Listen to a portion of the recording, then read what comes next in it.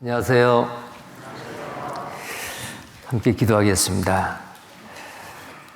말씀으로 천지 만물을 창조하시고 또 그 능력의 말씀으로 영혼을 살리기를 원하신 하나님, 사랑하시고 예비해 놓으신 귀하신 분들, 또 오늘 말씀 앞으로 나오게 하심을 감사합니다. 하나님의 말씀을 듣는 모든 사람들 다 복을 받을 수 있도록 하나님께서 축복해 주옵소서. 우리 중에 한 사람도 하나님 앞에 이뤄진 영혼 없이 다 구원함을 받을 수 있도록 하나님께서 도와주옵소서. 오늘도 전해지는 말씀을 통해서 하나님과 멀어져 있던 마음이 점점 하나님께로 향하게 하시고 닫혀진 마음을 열게 하시고 온유하고 겸손한 마음, 진리를 간절히 사모하는 마음으로 말씀을 듣게 해주시기를 원합니다. 우리를 사랑하시는 주 예수님 이름 받들어 기도드립니다. 아멘. 먼저 시작하는 말씀입니다. 신명기 11장 26절. 성경을 찾으셔도 되고 화면을 보셔도 되겠습니다. 신명기 11장 26절부터 28절까지의 말씀입니다. 제가 읽겠습니다. 내가 오늘날 복과 저주를 너희 앞에 두나니 너희가 만일 내가 오늘날 너희에게 명하는 너희 하나님 여호와의 명령을 들으면 복이 될 것이요 너희가 만일 내가 오늘날 너희에게 명하는 도에서 돌이켜 떠나 너희 하나님 여호와의 명령을 듣지 아니하고 본래 알지 못하던 다른 신들을 좇으면 저주를 받으리라. 여기에 대조적인 단어가 나오죠. 복과 저주입니다. 모든 사람은 복받기를 원하죠. 근데 성경에서 말하는 진짜 참 복이 뭘까요? 이 세상에서 잘 먹고 잘 살고 오래 사는, 그것도 복이죠. 그러나 그보다 더 중요한 복이 있습니다. 신령한 복입니다. 이 땅에서뿐만 아니고 죽음 이후에 영원한 세계에서 눈물도 슬픔도 아픔도 죽음도 다시 있지 아니하는 그 영원한 천국에서 하나님과 함께 영원히 사는 그 복을 말합니다. 자, 그 복을 어떤 사람이 받느냐? 여기 27절 그 뒷부분에 있잖아요. 하나님 여호와의 명령을 들으면 복이요. 반대로 듣지 않으면요, 저주다 그 말이에요. 자, 오늘 셋째 날인데 여러분 하나님 말씀 앞에 나오셨습니다. 말씀을 듣고 계십니다. 여러분은 모두 다 복을 받을 수 있는 사람입니다. 믿음은 들음에서 나며 들음은 그리스도의 말씀으로 말미암았느니라. 로마서 10장 17절에 말씀합니다. 하나님이 우리에게 주시기를 원하신 영원한 생명, 그 영원한 생명을 어떻게 받느냐? 딱 한 가지 방법입니다. 행함으로 받을 수 없습니다. 자기 열심으로 받을 수 없습니다. 오직 믿음으로입니다. 그래서 첫날 말씀드렸듯이 하나님이 세상을 이처럼 사랑하사 독생자를 주셨으니 누구든지 저를 믿는 자마다, 그랬어요. 믿는 자마다 멸망치 않고 영생을 얻게 하려 하심이라. 자, 믿음으로 받습니다. 자, 그 믿음은 언제 생기느냐? 들어야 생깁니다. 뭘요? 하나님의 말씀을. 자, 영생을 받는 것이 하나님 앞에서 최고의 복이고 행복자가 되는 겁니다. 자, 그런데 창세기 2장 17절에 하나님께서 아담에게 말했죠. 동산 중앙에 있는 선악을 알게 하는 나무의 실과를 먹으면은 먹는 날에 정령 죽으리라. 자, 먹지 않으면요. 선악과를 먹지 아니하고 생명과를 먹었으면 죽음도 불행한 일도 없었을 겁니다. 근데 아담 하와는 하나님 말씀을 듣지 아니하고 사단 마귀의 말을 들었어요. 그래서 저주받은 거예요. 근데 아담 하와만 저주받은 게 아니고 인류의 조상 아담 하와의 모든 이 지구상에 태어난 모든 사람은 다 아담과 동일한 운명이 된 겁니다. 자, 그러면 하나님께서 모든 사람이 다 죄인인데 그 죄인으로서 그대로 두느냐? 그렇지 않습니다. 다시금 하나님께서 죄인을 구원하셔서 천국에서 영원히 살려고 합니다. 그래서 또다시 우리에게 생명과를 요구하십니다. 누구든지 내 말을 들으면 예수님께서 요한복음 6장에 그렇게 말씀하십니다.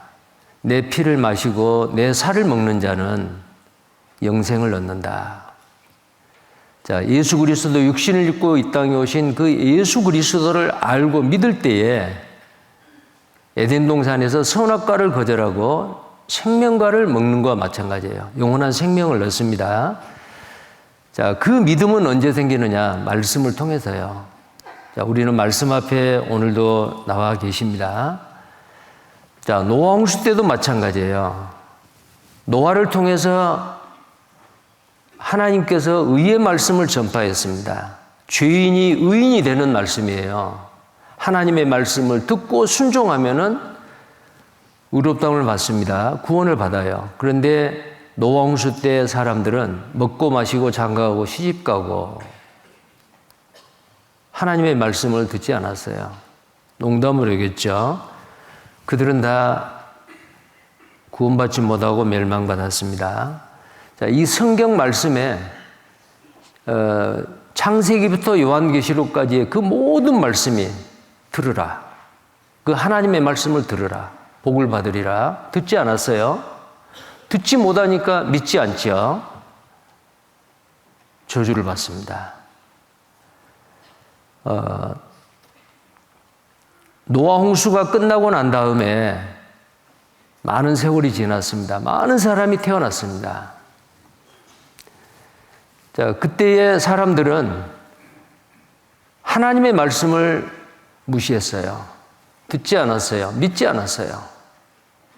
자기 생각대로 사는 겁니다. 자, 그때가 바로 바벨탑을 쌓던 시대입니다. 그 바벨탑을 쌓던 시대는 하나님을 찾는 사람이 하나도 없고 선을 행하는 사람이 하나도 없어요.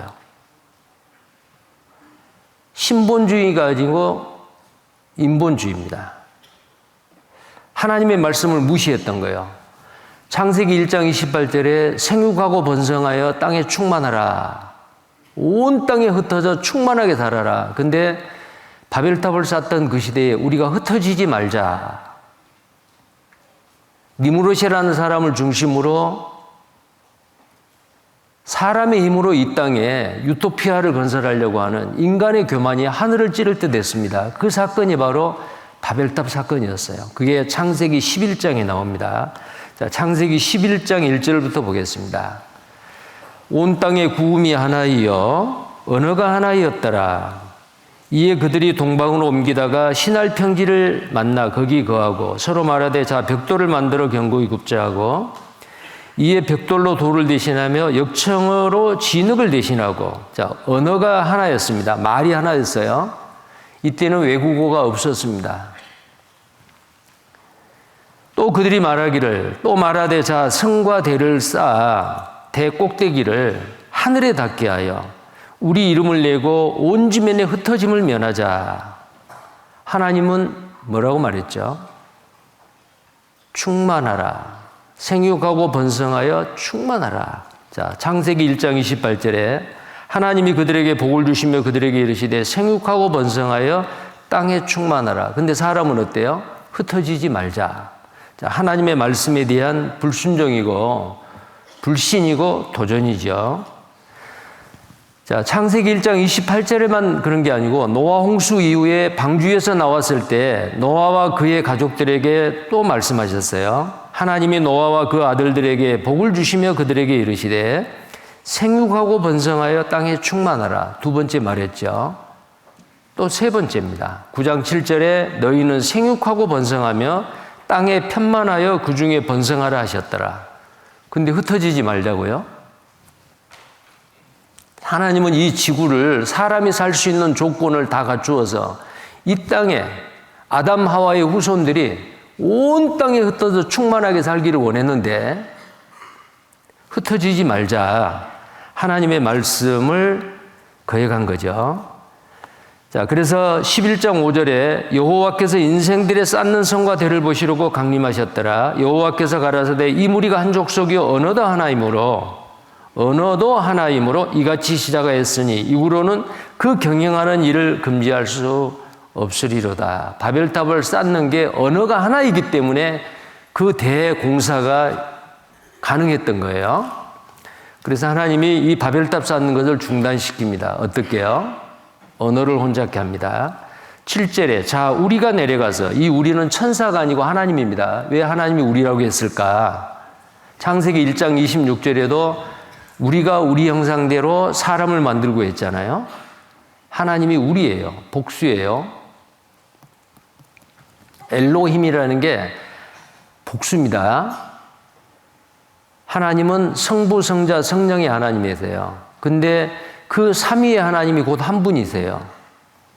자, 그래서 우리가 내려가서 거기서 그들의 언어를 혼잡케 하여 그들로 서로 알아듣지 못하게 하시고 여호와께서 거기서 그들을 온 지면에 흩으신 거로 그들이 성 쌓기를 거쳤더라. 그러므로 그 이름을 바벨이라 하니 이는 여호와께서 거기서 온 땅의 언어를 혼잡케 하셨더라. 자, 언어를 혼잡케 했어요. 언어가 하나였는데 서로 알아먹지 못하도록 언어를 혼잡케 해버렸어요. 이때 외국어가 생긴 겁니다. 바벨탑을 이렇게 쌓았습니다. 언어를 혼잡케 했다. 그래서 바벨이라는 뜻은 혼잡이라는 뜻이에요. 지금 전 세계 언어가 약 6천 가지가 넘어요. 나라의 개수는 한 200의 나라 되는데 언어는 더 많습니다. 그때 바벨탑을 쌓을 때 하나님이 그 언어를 그렇게 많이 혼잡시킨 거예요. 외국어지요. 자, 외국어가 있음으로 인해 가지고 얼마나 많은 사람들이 고생을 합니까? 말이 안 통하니까 통역이 필요하고 외국어를 배워야 되고. 자, 그래서 이 노아의 세 아들 셈과 함과 야벳이 많은 세월이 지나고 그의 후손들이 많이 태어났죠. 이 바벨탑을 쌓다가 하나님의 징계를 받고 저주를 받은 거예요. 이게 저주예요.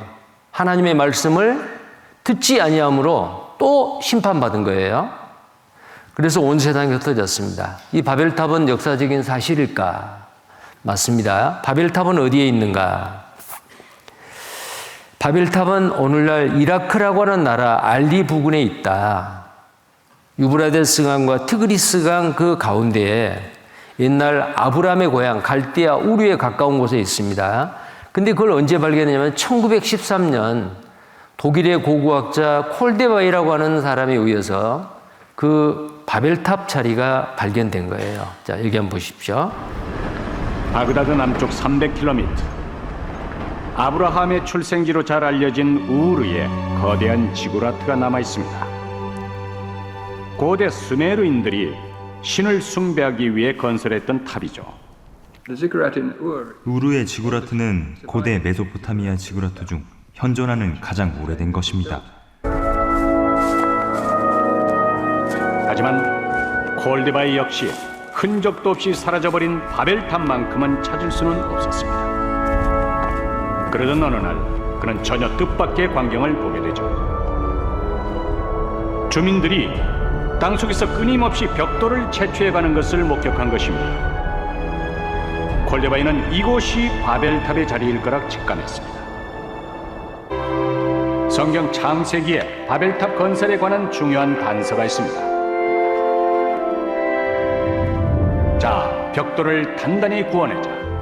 사람들은 돌 대신 벽돌을 쓰고 흙 대신에 역청을 썼다. 진흙이나 찰흙은 메소포타미아에서 매우 흔하게 찾아볼 수 있는 건축 재료입니다. 이 지역에서는 나무나 돌 같은 것들은 찾아보기 힘들었습니다. 그래서 고대 메소포타미아 지역에서는 진흙으로 구운 벽돌로 온갖 것들을 지은 것입니다. 검고 끈적끈적한 이것이 바로 역청이라 불리는 천연 아스팔트입니다. 지금도 이곳 사람들은 역청을 채취해 아주 요긴하게 사용합니다. 처음엔 무르지만 금방 단단해지면서도 접착력이 강해 건축 방수 재료는 최고죠. 우르 지구라트의 하단엔 지금도 역청의 흔적이 선명하게 남아 있습니다. 자, 이와 같이 바벨탑을 쌓던 자리가 1913년도에 발견되고 나서 지금도 있습니다. 바벨탑 사건은 역사적인 사실입니다. 바로 이 자리입니다. 근데 이 바벨탑을 쌓던 이 자리에서 이제는 언어가 같은 사람들끼리 동서남북으로 흩어진 거예요. 자, 우리 한반도에 정착한 우리 한민족은 여기서 출발해가지고 동쪽으로 오다가 이 한반도에 정착을 했던 거예요. 그래서 전 세계 언어학자들이 언어가 다른 사람들의 그 언어를 역추적을 해봤어요. 뿌리가 같아요. 인류 언어의 뿌리는 하나다. 언어가 하나입니다. 근데 바벨탑을 쌓았던 그 시대에 이렇게 언어가 혼잡게 된 거예요. 한국어와 중국어는 한 뿌리다. 인류 언어의 뿌리는 하나다. 우리말과 영어는 뿌리가 같다. 자, 공통적인 그 언어가 많이 있습니다. 자, 그 바벨탑을 쌓던 그 시대가 어느 시대냐? 자, 하나님을 믿는 거 다 거절하고 하나님 중심이 아니고 인본주의가 하늘을 찌를 듯 하는 그 시대였어요. 하나님 없어요.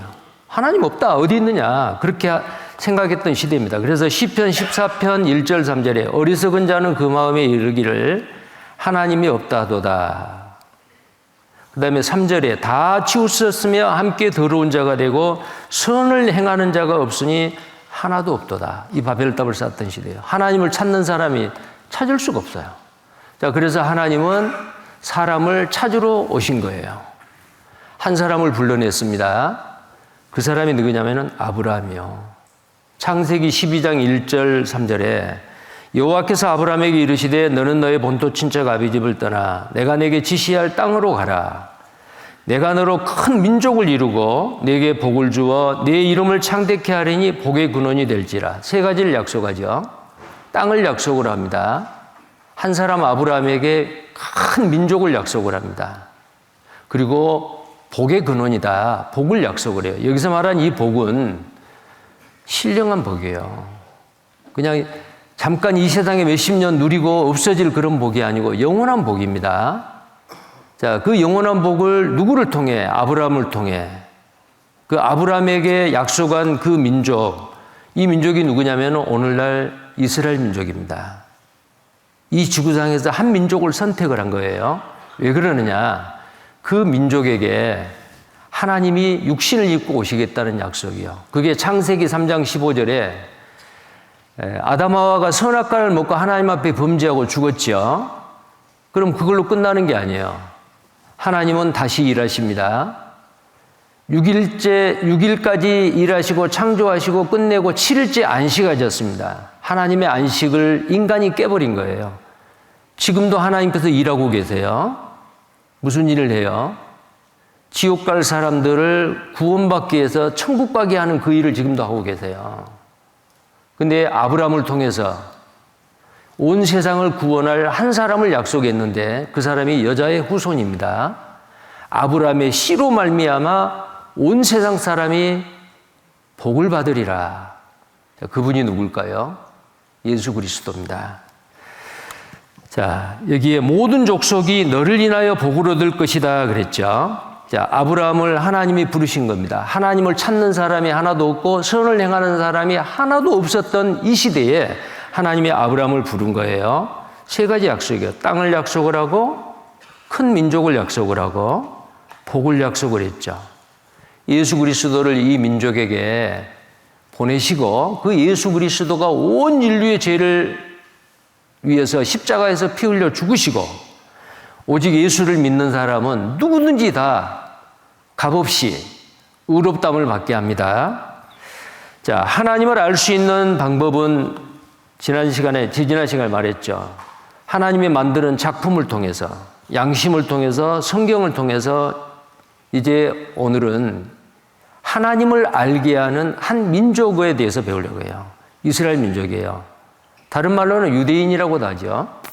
자, 이스라엘입니다. 자, 이 이스라엘 민족은 하나님을 알게 하시는 하나님이 살아계시고 그 영원하신 하나님, 참 하나님이시라는 것을 알게 하는 여호와의 증인입니다. 하나님이 계시다는 것을 확실히 증거하는 민족, 여호와 증인이에요. 이 지구상에 딱 한 민족, 이스라엘 민족, 유대인입니다. 그리고 예수 그리스도를 통해서, 자, 이스라엘을 통해 자신을 증거하시는 하나님, 하나님은 이스라엘 민족에게 기적과 이적을 나타내요. 그리고 그들에게 견본으로 하나님 말씀 들으면 복을 받고 듣지 않으면 저주를 받는 역사를 반복해요.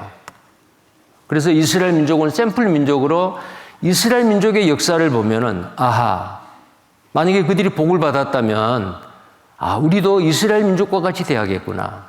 근데 만약에 이스라엘 민족이 저주를 받았다면 우리는 이스라엘 민족과 같이 돼서는 안 되지. 샘플 민족입니다. 자, 그래서 이스라엘 민족에게 하나님께서 약속을 해요. 근데 그 약속이 각 시대별로 이루어져요. 반드시 이루어집니다. 그래서 이스라엘 민족의 역사는 바로 성경입니다. 자, 이스라엘 민족이 왜 하필이면 이스라엘 민족을 선택했을까? 아브라함을 선택해서 한 민족을 약속했을까? 이유가 있습니다. 첫 번째, 하나님을 증거하는 여호와 증인이라 그랬죠. 이사야 43장 1절과 10절에 보면 이런 말씀이 있어요. 야곱아, 너를 창조하신 여호와께서 이제 말씀하시느니라. 이스라엘아, 너를 조성하신 자가 이제 말씀하시느니라. 야곱이나 이스라엘이나 동일한 사람이에요. 그런데 이 야곱아, 이스라엘아 여기에 두 줄로 쳐져 있어요. 이건 뭐냐면은 한 개인을 말하는 게 아니고 민족을 나타냅니다. 그래서 여기서 말한 이스라엘은 개인을 말하는 게 아니고 이스라엘 민족, 유태인입니다. 너를 조성하신 자가 이제 말씀하시느니라. 너는 두려워 말라. 내가 너를 구속하였고 내가 너를 지명하여 불렀나니 너는 내 것이라. 그리고 10절에 나 여호와가 말하노라. 너희는 나의 증인 나의 종으로 택함을 입었나니 나 곧 나는 여호와라. 너희는 나의 증인이다. 나는 여호와라. 그러니까 이스라엘 민족은 뭐예요? 여호와 증인이에요. 한국 사람으로 여호와 증인이라고 우기는 사람들 있죠. 가짜입니다. 유대인만 여호와 증인이에요. 자, 여기 이스라엘 민족은 확실한 하나님이 살아계심을 나타내는 증인입니다. 여기 한번 보시죠.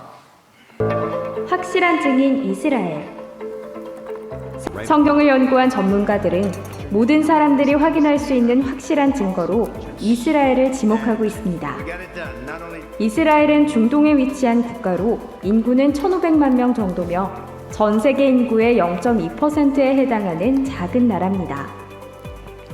그런데 성경은 3,500년 전에 이 작은 나라가 모든 민족 위에 뛰어날 것에 대해 말하고 있습니다.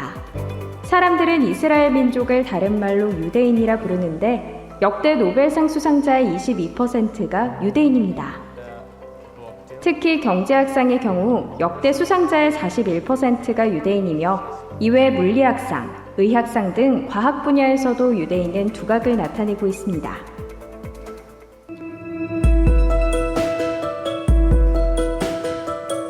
명문대 진학률에서도 유대인은 높은 수를 차지하고 있는데요.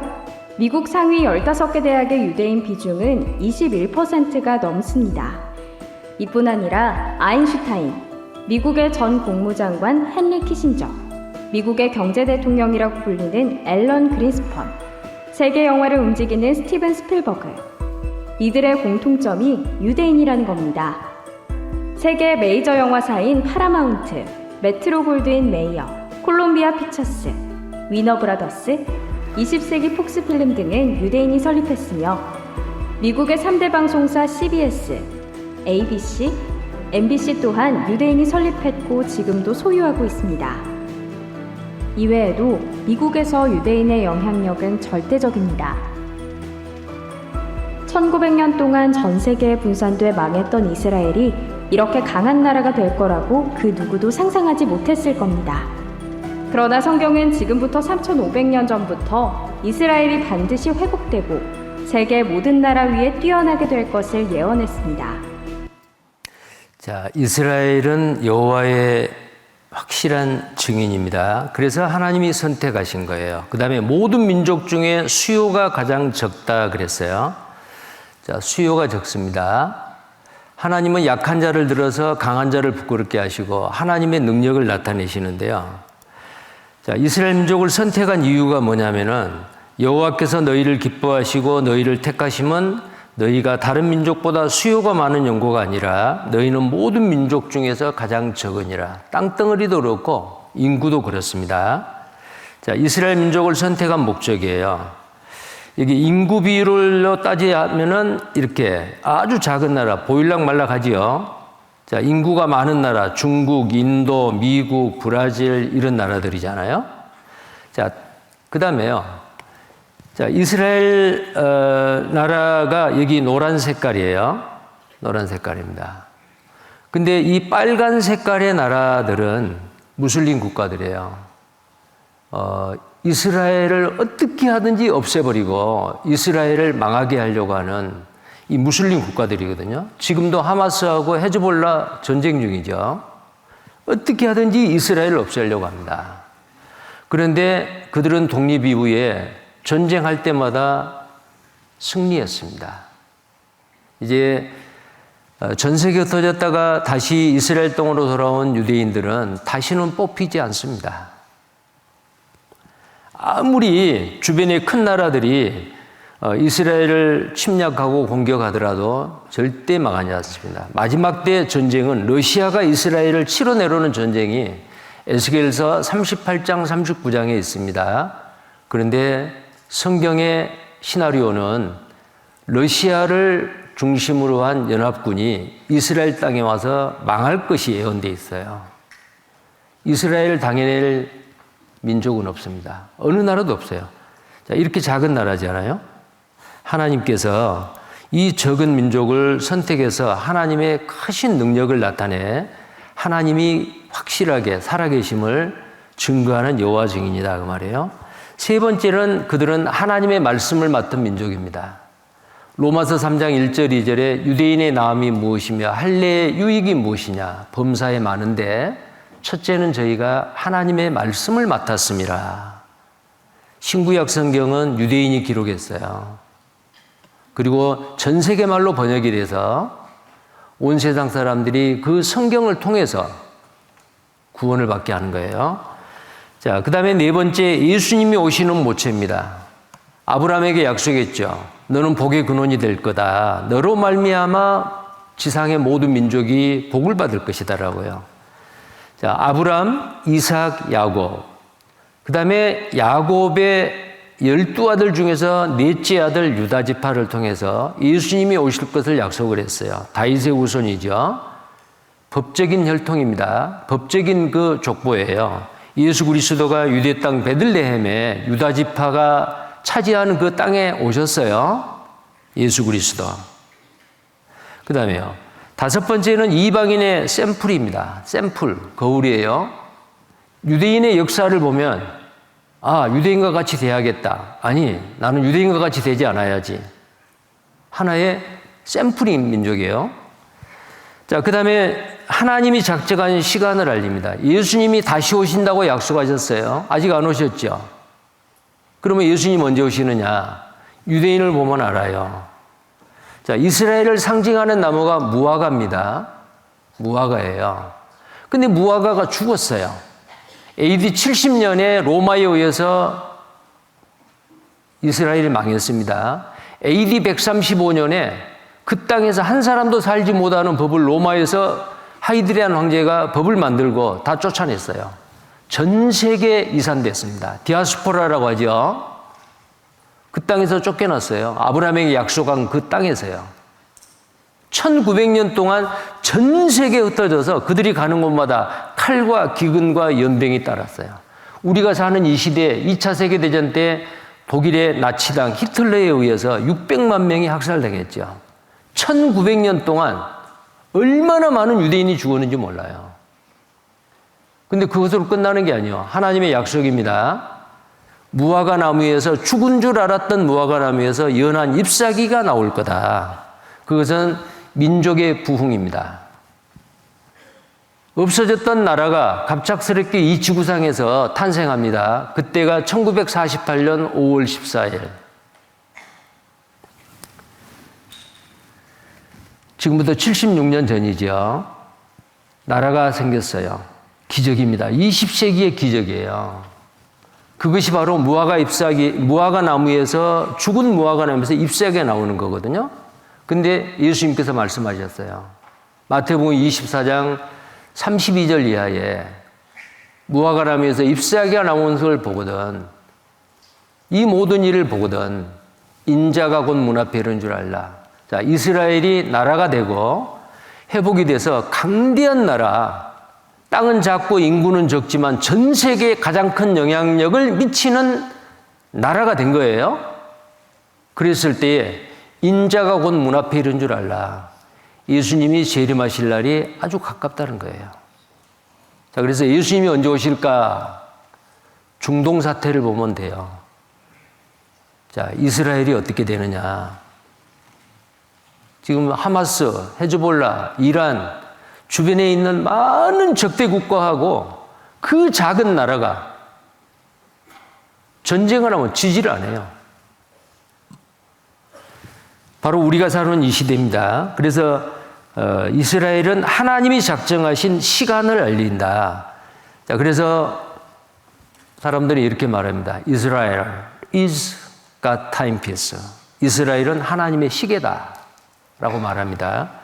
그 다음에 7번째 세상 중앙에 거하고 있어요. 이 에스겔 38장 12절에 세상 중앙에 거하는 백성을 러시아가 치러 내려온다라는 예언의 말씀인데요. 지금부터 2500년, 2600년 전 말씀이에요. 이때는 세계 지도, 세계 일주를 누구도 해본 적이 없는 세계 지도가 어떻게 생겼는지를 모르는 때예요. 근데 하나님은 다 아시죠? 세상 중앙. 자, 1915년에 독일의 베게너라는 기상학자가 대륙 이동설을 주장을 했어요. 근데 놀랍게도 성경에 땅이 하나였다. 자, 물이 한 곳에 모이라 바다라 칭하시고 묻이 드러나라. 육지입니다.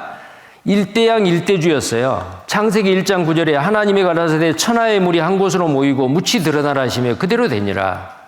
일대양 일대주였어요.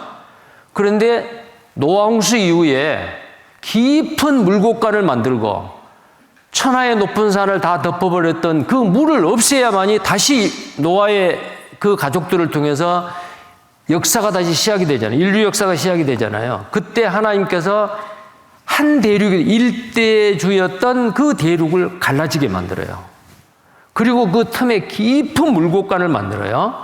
자, 여기에 보면 아벨은 두 아들을 창세기 10장 25절에 에벨은 두 아들을 낳고 하나의 이름은 벨렉이라 하였으니 그때의 세상이 나뉘었으며 여기서 말하는 세상은 지구입니다. 땅이에요. 역대상 1장 19절에 보면 똑같은 말이 나오는데 에벨은 두 아들을 낳아 하나의 이름을 벨렉이라 하였으니 이는 그때의 땅이 나뉘었으며 이 땅이 the earth입니다. The earth was divided. 지구가 땅이 나눠졌다 그 말이에요. 자, 여기 이 세계 지도를 보십시오. 남북 아메리카, 북아메리카, 남아메리카죠. 아프리카, 유럽이죠. 근데 여기 쑥 들어간 데가 있죠. 중남미. 아프리카 쑥 나온 데가 있죠. 남아메리카 이렇게 앞으로 툭 튀어나온 데가 있죠. 이 땅덩어리를 퍼즐 맞추듯이 딱 밀어버리면요. 딱 맞아요. 정확하게 맞아요. 자, 이 모습과 아메리카 대륙하고 아프리카 대륙에 살고 있는 동물과 식물의 그 분포도를 보고 베게너가 주장한 거예요. 아, 원래 땅이 하나였네? 근데 이 대륙이 나눠졌구나. 그런데 그때 당시 1915년 당시의 사람들은 다 웃어버렸어요. 베게너가 주장한 대륙 이동설은 그가 죽고 난 다음에 인정이 됐어요. 자, 우리나라는 동쪽이죠. 극동입니다. 이스라엘은 중앙이에요. 이쪽은 서쪽이죠. 남북 아메리카를 그대로 밀어붙이면은 땅덩어리가 하나가 되는데 그 땅덩어리 하나에서 가운데가 바로 이스라엘입니다. 그래서 이스라엘 바로 서쪽 바다가 지중해예요. 지중해가 뭐예요? 땅 중앙에 있는 바다다라는 뜻이에요. 이 베게너가 주장하는 그 내용인데요. 잠깐 보시죠. 지구가 살아있다는 과학적 근거를 최초로 제시한 독일의 기상학자 알프레드 베게너. 그는 대륙과 해양의 기원이란 책을 통해 세계의 대륙들이 하나의 대륙, 판게아였다고 주장했습니다. 아프리카 대륙의 서해안선과 남미 대륙의 동해안선이 일치하는 것을 보고 대륙이 이동한 흔적이라고 생각했던 겁니다. 자, 이와 같이 정확하게 맞죠. 그래서 지금은 대륙 이동설은 하나의 사실로 모든 사람이 다 받아들이고 있습니다. 자, 그래서 그 세상 중앙을 아무도 몰랐을 때 하나님께서는 에스겔 선지자에게 세상 중앙에 거하는 이스라엘 민족을 극한 북방에서 치러 내려온다. 근데 그들이 이스라엘 땅에서 망한다. 그게 마지막 아마겟돈 전쟁입니다. 3차 세계대전이에요. 시편 60편 2절에도 주께서 땅을 진동시키사 갈라지게 하셨사오니, 자, 땅이 나눠졌다, 갈라졌다 이런 말씀 많잖아요. 세상 중앙에 거하는 백성을 치고자 할 때에. 자, 그래서 이스라엘은 세상 중앙에 거하는 백성. 왜 아브라함이 갈대아 우르에 바벨탑을 쌓던 그 자리에 있었는데 하나님이 그 먼 길을 네 친척 아비집을 떠나서 내가 지시할 땅으로 가라. 이 지시한 땅 가나안 땅으로 가게 했을까요? 거기가 세상 중앙이라니까요. 그 세상 중앙인 땅에 예수님이 오시기를 약속한 거예요. 세상 중앙에 예수님이 오셔서 온 세상을 구원하는 일을 하시고 이 구원의 복음이 세상 중앙에서 동서남북 온 세상으로 전해지도록 이게 하나님의 계획입니다. 자, 이스라엘 민족을 선택하고 기적과 이적을 나타내서 하나님을 믿게 하십니다. 각 시대별로 신실한 하나님의 종 선지자들을 불러서 말씀을 기록하게 하세요. 이게 구약이거든요. 근데 구약은 뭐예요? 옛 약속이죠. 무슨 약속일까요? 온 세상을 구원하게 하실 여자의 후손 예수 그리스도가 이스라엘 땅의 유다 지파로 유대 땅 베들레헴에 오실 것을 약속하세요. 정확하게 300번 이상 약속이 그대로 이루어졌습니다. 예수 그리스도가 오셨어요. 예루살렘에서 십자가에 피 흘려 죽으시고 부활하셨습니다. 누구든지 이 예수를 믿는 자마다 구원을 받고 영원한 천국에서 하나님과 함께 살게 돼요. 이 복음이 구원의 복음이 온 세상에 전파됩니다. 지금도 전해지고 있죠. 그래서 이스라엘 민족을 선택한 거예요. 어떤 사람은 그래요. 우리는 한국 사람인데 한국 역사도 내가 잘 모르는데 뭐 이스라엘 역사까지 내가 배워야 돼요? 그렇지만 알아야 됩니다. 이스라엘 역사를 통해서 예수 그리스도를 알게 되고 예수 그리스도를 믿어 구원받을 수 있거든요. 자, 이스라엘 민족의 역사는 기적의 역사예요. 하나님을 증거하기 위해서 하나님은 이스라엘 민족에게 기적을 행하셨습니다. 자, 많은 기적을 행했어요. 자, 롯의 때에 소돔 고모라를 불로 태웠습니다. 아브라함이 그걸 목격한 거예요. 자, 소돔 고모라. 여호와께서 하늘 곧 여호와에게로서 유황과 불을 비같이 소돔과 고모라에 내리사 그들을 다 멸했죠. 소돔 고모라가 하늘에서 유황불이 내려서 순식간에 그 도시가 없어져 버린 거예요. 많은 사람이 죽었죠. 왜 그랬을까요? 물로는 다시는 심판하지 아니하리라.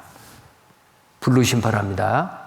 이 세상 마지막 때 온 세상을 불로 심판할 것을 과거의 역사 가운데서 맛보기로 하나님이 보이신 거예요. 근데 왜 소돔 사람들이 불로 멸망당했느냐 하면은 그들은 하나님 앞에 큰 죄인이었습니다. 하나님 말씀을 듣지 아니하고 죄를 범했을 때 하나님은 반드시 심판하세요. 에덴 동산에서 아담 하와에게 심판하고 노홍수 때 당대의 사람들을 물로 심판하고 바벨탑을 쌓을 때에 언어를 혼잡케 해서 그들을 심판하고 소돔 고모라, 자, 그들은 악하여 여호와 앞에 큰 죄인이었더라. 유다서 1장 7절에 무슨 죄를 지었길래요? 그들은 성적인 타락입니다. 소돔과 고모라와 그 이웃 도시들도 저희와 같은 모양으로 간음을 행하며 다른 색을 따라가다가 영원한 불의 형벌을 받음으로, 이 다른 색이 뭐냐면은 남색이라고도 하죠. 이거 동성이에요. 하나님은 남자와 여자를 만들고 부모를 떠나서 두 사람이 한 몸을 이루고 사랑하고 가정을 이루기를 하나님이 정해 놓으셨는데 창조의 질서를 깨요. 하나님께 도전이죠. 남자가 남자로 더불어 결혼하고 사랑하고, 여자가 여자로 더불어 사랑하고 결혼하고. 하나님의 창조의 질서를 도전하고 파괴하는 겁니다. 엄청난 죄요. 자, 그래서 이 죄를 범한 이 소돔성을 하나님이 불로 심판합니다. 그때의 롯이 아브라함의 조카였어요. 불로 심판하리라. 너에게 속한 자들이 있느냐? 예, 두 딸이 있고 아내가 있고 두 딸과 약혼한 사이될 두 사람이 있습니다. 천사가 말합니다. 그 사이들에게 말해서 빨리 이 소돔성을 피해서 피난을 가라. 자, 얼마나 바빴겠어요. 아마 어쩌면 기배를 했는데도 사이 될 사람들이 안 오니까 롯이 직접 간 거예요. 보세요. 롯이 나가서 그 딸들과 정혼한 사이들에게, 정혼은 결혼하기로 정해진 거예요. 약혼입니다. 사이들에게 고하여 이르되 여호와께서 이 성을 멸하실 터이니 너희는 일어나 이곳에서 떠나라 하되 그 사이들이 농담으로 여겼더라. 자, 롯의 말은 하나님의 말씀이거든요. 근데 이 사이들은 하나님의 말씀을 듣지 않았어요. 들으면 복이요, 듣지 않으면 저주라 그랬죠. 이들은 어땠을까요? 소돔 고모라를 유황과 불을 비같이 소돔과 고모라에 내리사 다 엎어 멸하셨더라. 그 사이될 두 사람도 멸망했죠. 성경 속 소돔 고모라 사에 연한 실제 있었다. 소돔 고모라성 찾았다. 유적을 발굴했다. 사실입니다. 역사적인 사실이에요. 소돔 고모라에서 발견된 유황이 수백만 개가 있는데요. 아직 타지 않는 유황 덩어리. 지구상 어디에서도 발견되지 않은 98% 순도 유황입니다. 화산 폭발하는 지역에서도 이런 게 발견 안 돼요. 근데 소돔 고모라 그 유적지에서는 이런 것들이 발견돼요. 역사적인 사실입니다. 자, 그리고 이제 이스라엘 백성들을 하나님께서 아브라함에게 이렇게 약속을 해요.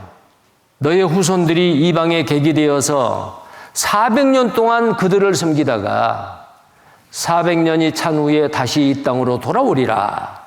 돌아올 때는 빈손으로 돌아오지 아니하고 큰 재물을 가지고 나오리라. 보세요.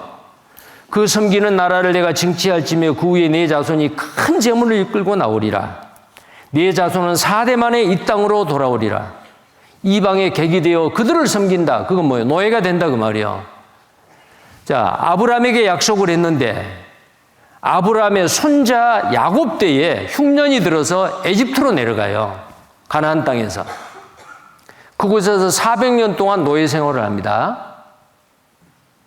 정확하게 약속대로 하나님이 모세를 통해서 10가지 기적을 행하고 출애굽을 해요. 그들이 출애굽을 할 때에 많은 금은 보화 재물을 가지고 나와요. 그래서 광야 생활 40년 동안 광야 생활할 때 하나님께서 시내산에서 명하신 성막을 짓는데요. 거기에 많은 그 보석, 금 필요했어요. 광야에서 아무것도 없는 광야에서 금은 보석을 어디서 구할 거예요? 애굽에서 은금 보석을 다 가지고 나왔잖아요. 그걸로 성막을 지어요. 하나님의 말씀이 그대로 이루어집니다. 그리고 그들은 출애굽을 해서 광야 40년 생활을 합니다. 그런데 출애굽을 할 때에 10가지 기적일 뿐만 아니고 홍해바다 앞에 왔을 때 애굽의 왕이 쫓아와요. 그때 하나님이 모세에게 지팡이를 들고 홍해바다를 가리키라. 밤새도록 동풍이 불어서 홍해바다가 갈라지고 그들이 건넙니다. 그 내용이 바로 여기 있는데요.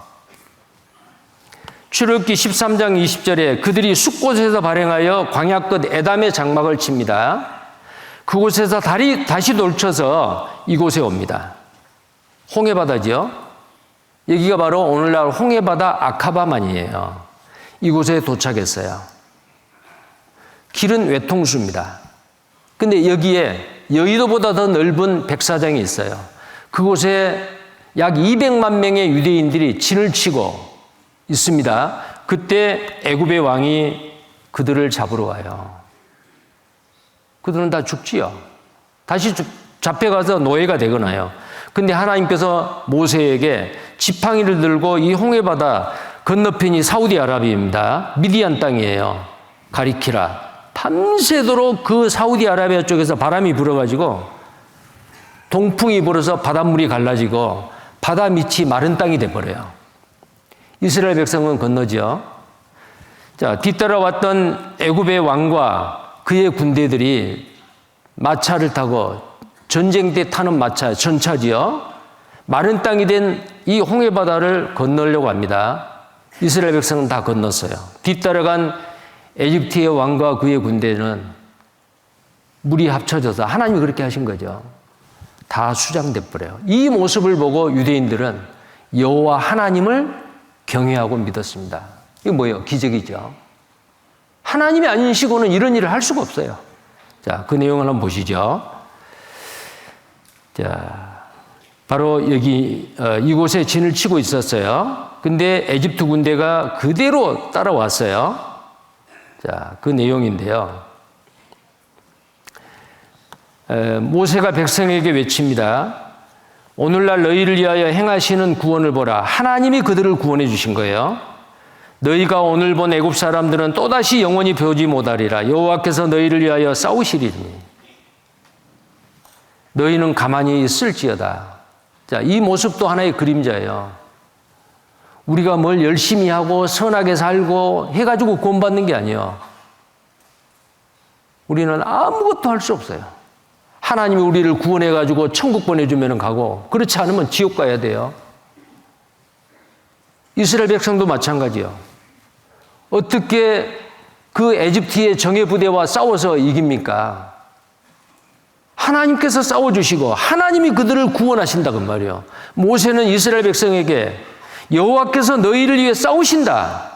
너희는 가만히 서서 있을지어다. 지팡이를 들고 손을 바다 위로 내밀매 그것으로 갈라지게 하라. 이스라엘 자손이 바다 가운데 육지로 행하리라. 하나님의 명령이죠. 말씀을 들었어요. 모세가 바다 위로 손을 내어 민데 여호와께서 큰 동풍으로 밤새도록 바닷물을 물러가게 하시니 물이 갈라져 바다가 마른 땅이 된지라. 자, 마른 땅이 돼서 그들은 건너요. 건너죠. 모세의 기적은 바람이 만들었다. 이스라엘과 미국의 과학자들이 입증해냈어요. 자, 물이 다시 흘러 에집트 군대가 가니까 이스라엘 백성들은 다 건넜죠. 그 뒤따라간 애굽의 바로의 군대를 다 덮고 하나도 남기지 아니하였더라. 다 수장되었습니다. 보십시오.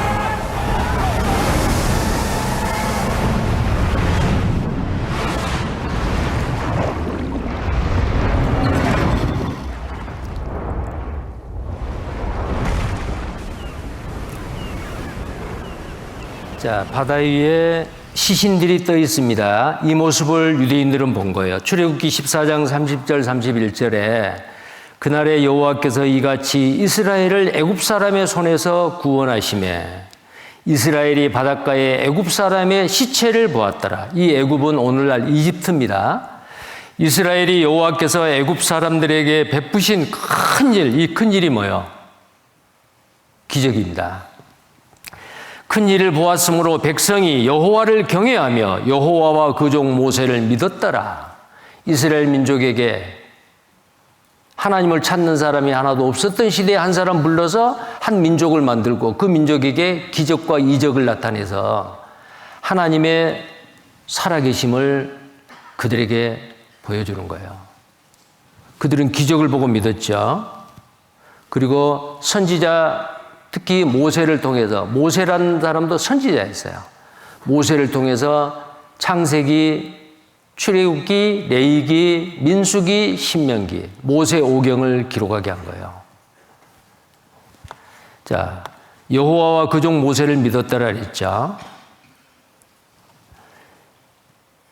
에집트 왕과 군인들이 물에 다 익사했잖아요. 근데 오늘날 이 아카바만 홍해바다에서 많은 옛날 고대 에집트 병사들이 탔던 그 마차, 병거 말이요. 그 바퀴가 발견돼요. 바다 안에서요. 이렇게요. 왜 홍해바다냐? 붉은 산호초가 서식해서 홍해입니다. 자, 이런 병거 바퀴가 그대로 발견됩니다. 벽화에 나와 있는 모양이 똑같죠. 그때 당시의 모습이에요. 자, 그리고 이때 익사에서 죽은 그 왕이 무덤의 비석이 발견된 거예요. 여기에 유일하게 이스라엘의 민족은 괴멸되고 없다라는 이스라엘에 관계된 문자가 나와요. 지금도 있습니다. 그리고 에집트 카이로 박물관에 가면은 많은 왕들의 미라가 있어요. 그들은 영원 불멸선을 믿기 때문에 영혼이 몸 밖을 빠져나왔다가 언젠가 다시 들어오는데 그 몸이 없으면은 그 영혼이 어디로 가겠느냐. 그래서 썩지 않게 방부제 처리를 하는 게 미라잖아요. 왕들의 미라를 만들어서 피라미드에 집어넣어놨어요. 도굴될까봐 그것을 전부 다 빼서 카이로 박물관 로얄실에다가 다 보관하고 있습니다. 저도 성지순례 때 가봤는데요. 이분을 봤어요. 이분이 바로 모세를 추적하다가 불명예스럽게 익사에서 죽은 왕인데요. 19대 왕조 메르네 부타와 다른 왕과는 달라요. 이 사람은 바로 자기 아버지요. 람세스 2세입니다. 근데 아버지 피부 색깔하고 다르죠. 자, 이 사람의 미라는 흰색이고 일그러진 얼굴이고 눈썹을 물감으로 그리고 귀가 물고기에게 뜯어먹힌 자국이 있고 온몸이 소금으로 덮여 있어요. 눈썹이 다 빠졌기 때문에 물감으로 그려놨어요. 여자 눈썹같이. 발가락도 물고기가 뜯어먹었어요. 홍해바다에서 바로 시신을 찾지 못하고 좀 시간이 걸렸던 것 같죠. 자, 그리고 그들은 홍해바다를 건너서 건너편이 오늘날 아라비아입니다. 그곳에 뭐가 있느냐? 시내산이 있어요. 이스라엘이 이집트에서 탈출한 성경 기록은 사실입니다. 자, 여기서 와가지고 에담에서 돌쳐서 비하이롯에 진을 치고 여기를 건넜는데요. 여기서 이 과정을 거쳐서 엘림, 신광야, 그 다음에 시내산입니다. 얘가. 이 시내산에서 십계명을 받습니다. 그리고 이스라엘 민족을 대표해서 모세와 하나님께서 언약을 합니다. 그게 시내산 언약이에요. 갈라디아서 4장 25절에 이 하가는 아라비아에 있는 시내산으로 사도 바울이 갈라디아서를 기록할 때 초대교회죠. 그때 당시에 시내산이 어디 있느냐? 시나이 반도에 있는 게 아니고 아라비아에 있는 시내산이라고 돼 있죠. 맞습니다. 아라비아, 오늘날 사우디아라비아에 있는 시내산이에요. 근데 그 시내산에서 십계명을 줄 때 하나님께서는 불 가운데서 옹기점 연기와 같이 막 불이 피어오르고 산 꼭대기가 완전히 불에 탄 거예요. 그런 가운데서 아주 무서운 모습으로 하나님은 이스라엘 백성에게 율법을 주시죠. 십계명을 주시죠. 성경에 그리 되어 있어요. 출애굽기 19장 18절에 시내산에 연기가 자고 가니 여호와께서 불 가운데서 거기 강림하심이라. 그 연기가 옹기점 연기같이 떠오르고 온 산이 크게 진동하며. 시내산은 누구도 접근할 수가 없어요. 그게 율법이요. 그건 하나님의 공의를 나타냅니다. 누구든지 이 세상 사람은 하나님의 율법에서 온전할 사람이 없다. 율법으로 심판받고 다 지옥 간다는 거예요. 그게 시내산이요. 근데 갈보리산은 뭐예요? 예수님이 십자가에 못 박혔을 때 십자가 가까이 따라가서 다 쳐다봤죠. 로마 군인도 거기 있었고 예수님을 배척한 종교가들도 그 예수님의 십자가에 매달리는 골고다 언덕에 다 올라갔어요. 그게 갈보리산이요. 갈보리산과 시내산은 다릅니다. 시내산은 율법이요. 갈보리산은 은혜요. 누구든지 예수 그리스도 십자가에 다 이루었다 하시는 그 십자가에서 어떤 죄인도 다 구원받을 수 있어요. 근데 시내산은 누구도 못 가. 율법을 대표한 모세 올라가서 십계명을 받았잖아요.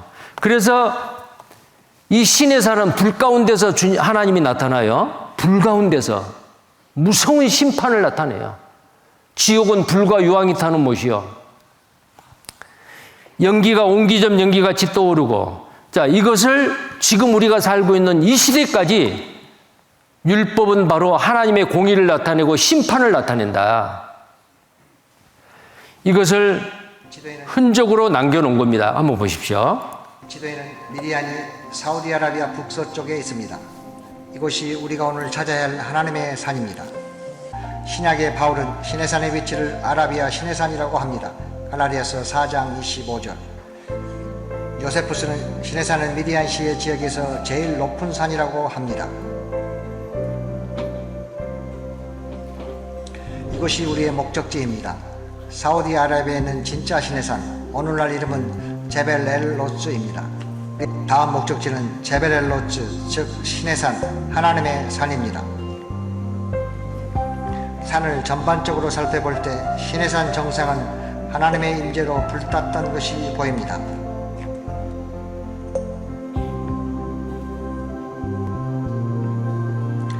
시내산 꼭대기가 새까맣게 된 것은 불이 난 흔적입니다. 정식은 비데오를 구하기가 매우 어려운 이유는 사우디아라비아를 들어가는 것도 어려울 뿐 아니라 그들이 이 산을 지키면서 사진 촬영을 금하고 있기 때문입니다. 산 아래쪽 근처에 경비병 집과 울타리가 있어 많은 유물이 나오는 것을 둘러치고 있습니다. 이것으로 진짜 시내산이 이곳이란 한 증거가 되는 것입니다. 이 지역에서도 산 위쪽을 향해 보면 타서 새까만 꼭대기가 보입니다. 바위가 강력한 열에 의해 정말로 타버린 것입니다. 자, 이 시내산의 불탄 그 꼭대기의 암석이에요.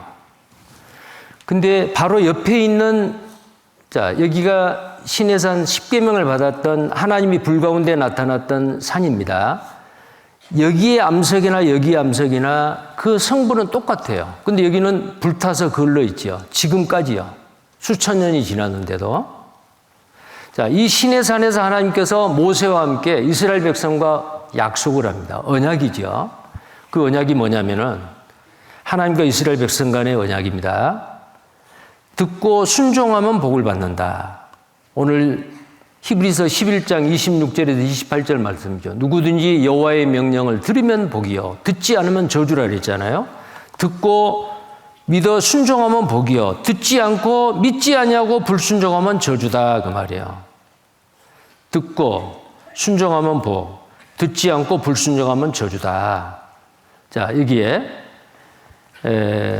아까 우리가 보았던 그 신명기 11장 26절 28절 들으면 복이 될 것이요 명령을 듣지 아니하고 다른 신들을 좇으면 저주를 받으리라 그랬죠. 그런데 신명기 28장에는 더 구체적으로 말하고 있어요.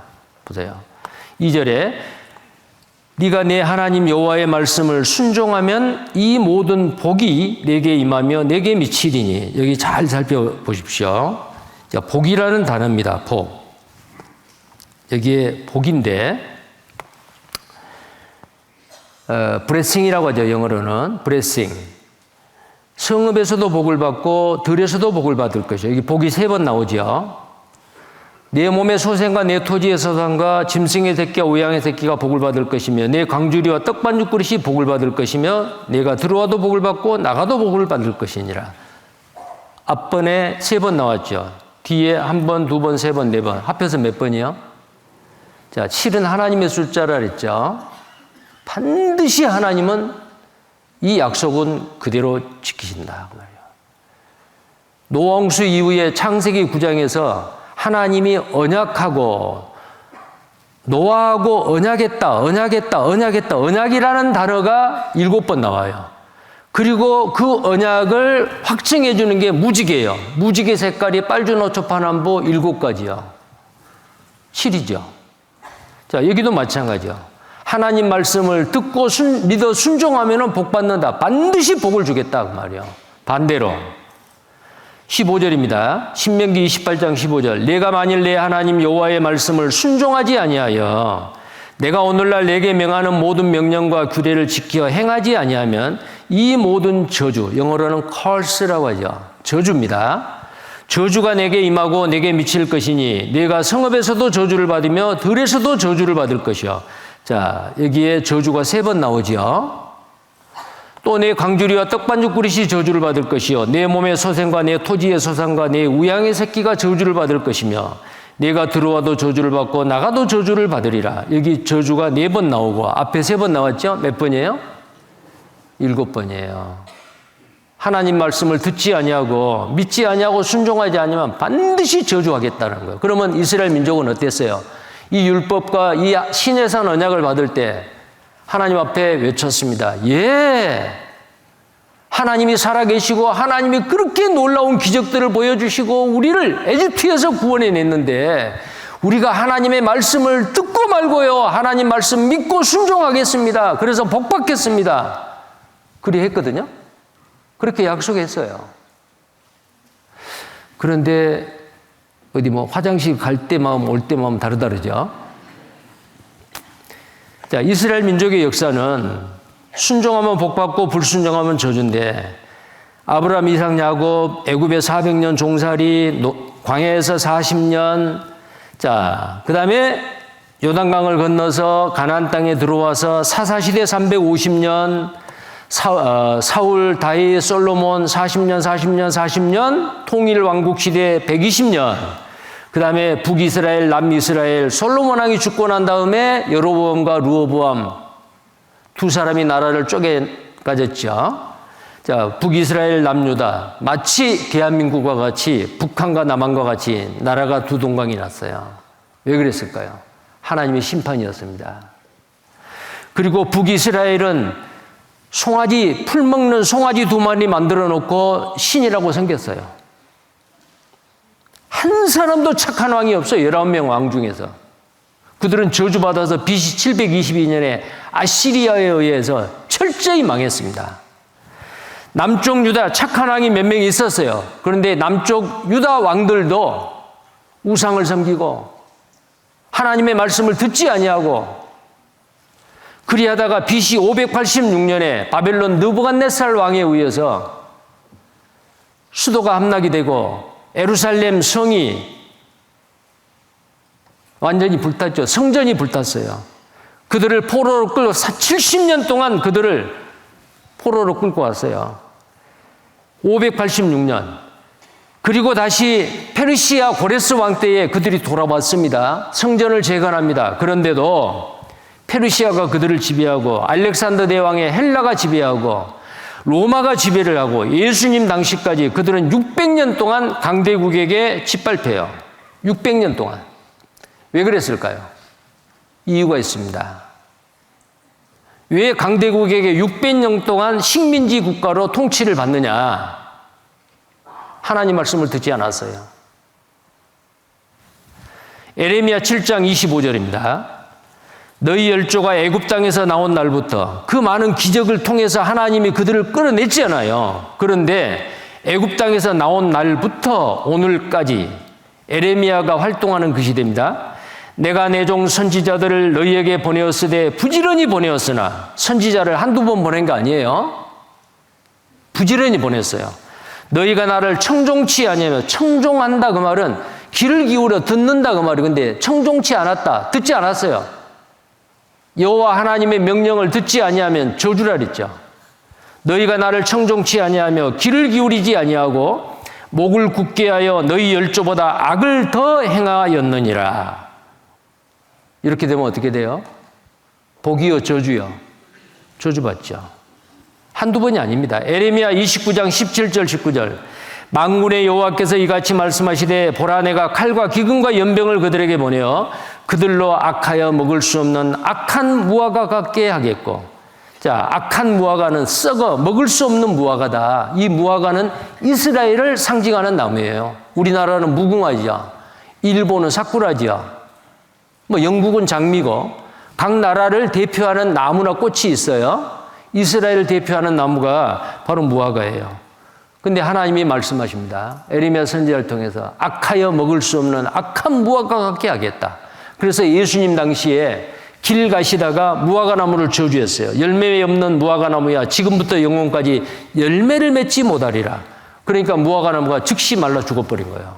그것은 이스라엘이 망할 것을 기적으로서 보여주는 예언입니다. 이스라엘이 1900년 동안 망했죠. 자, 하나님 말씀을 듣지 않으므로 어떤 저주를 받느냐. 그 저주의 내용이 이겁니다. 18절에, 에레미야 29장 18절에요. 내가 칼과 기근과 연병으로 그들을 따르게 하며 그들을 세계 열방 중에, 세계 열방이 뭐예요? 전 세계에 그 말이요. AD 135년에 하이드람 난정 때 법을 만들어서 이스라엘 땅에 유대인은 한 사람도 살 수 없다. 그래서 그들은 다 뿔뿔이 전 세계에 흩어졌는데 102개 나라로 흩어져 버렸어요. 세계 열방 중에 흩어 학대를 당하게 할 것이며 내가 그들을 쫓아보낸 열방 중에서 저주거리와 놀램과 치소와 모욕거리가 되게 하리니.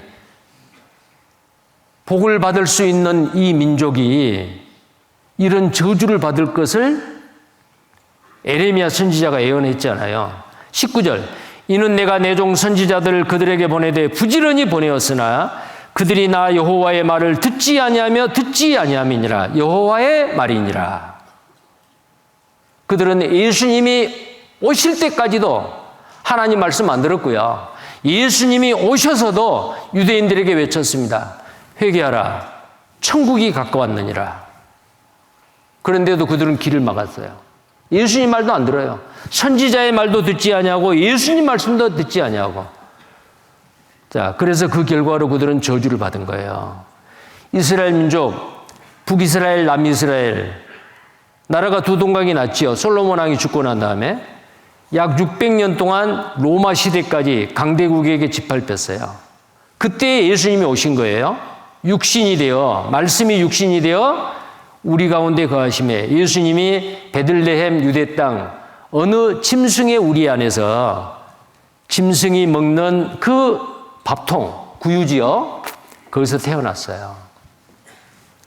이 예수님이 모양은 사람이지만 하나님의 아들이십니다.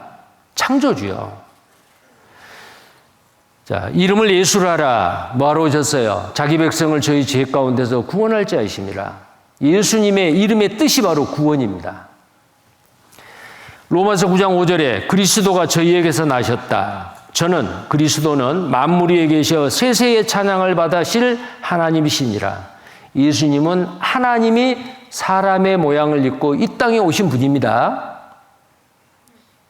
누구든지 그 예수를 믿음으로 구원을 받을 수 있도록 하나님께서 해놓으셨어요. 30세가 돼서 자기의 모습을 나타내죠. 공생애가 시작이 됩니다. 근데 성경에 나타난 예수 그리스도는 첫 번 오신 초리 많으신 예수님은 온 세상의 죄를 짊어지고 대신 죽어주실, 피 흘려 죽으실 고난의 그리스도로 오셔요. 그리고 가신 그대로 다시 오시겠다고 약속하신 재림 예수는 이 세상을 심판하러 오세요. 왕 중의 왕으로, 만왕의 왕으로 오십니다. 근데 유대인들은 600년 동안 강대국에게 짓밟혔기 때문에 고난받으실 예수님에 대해서는 관심이 없어요.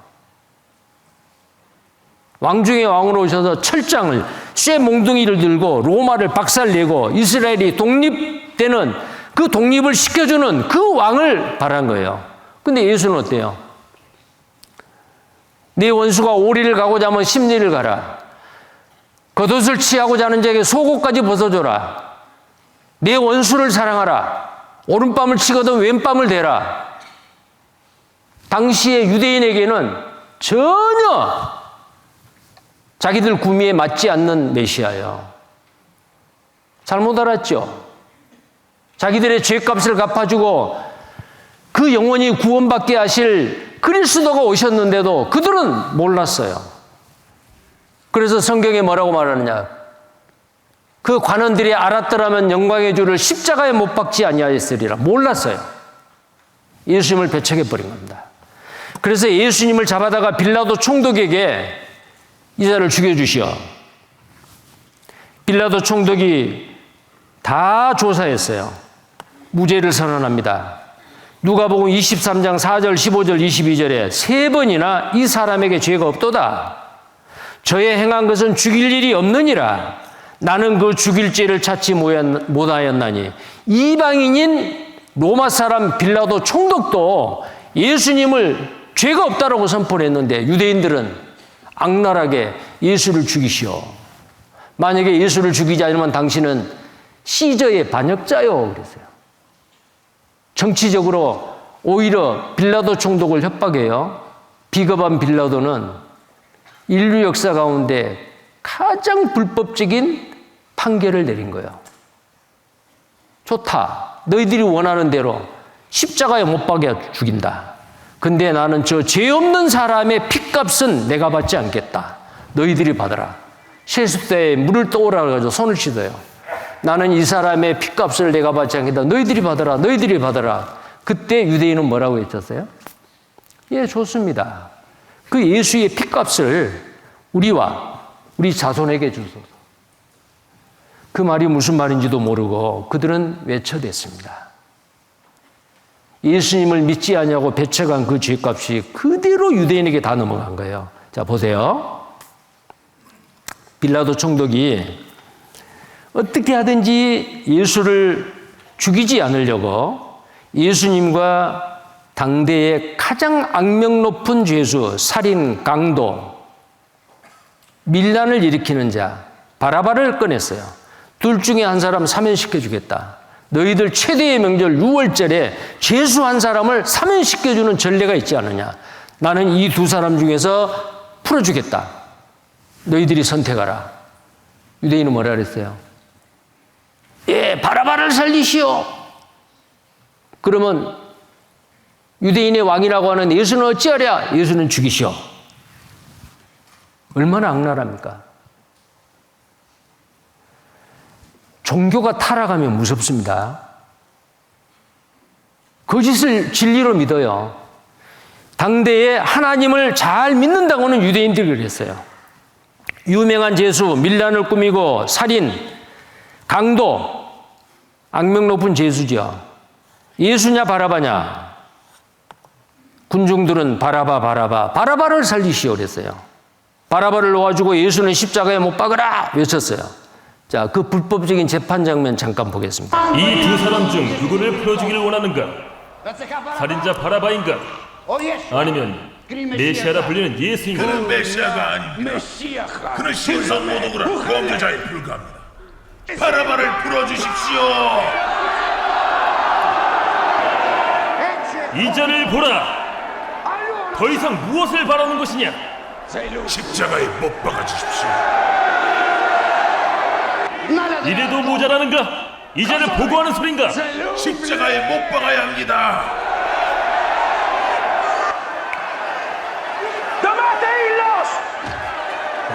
Damate fascinoso!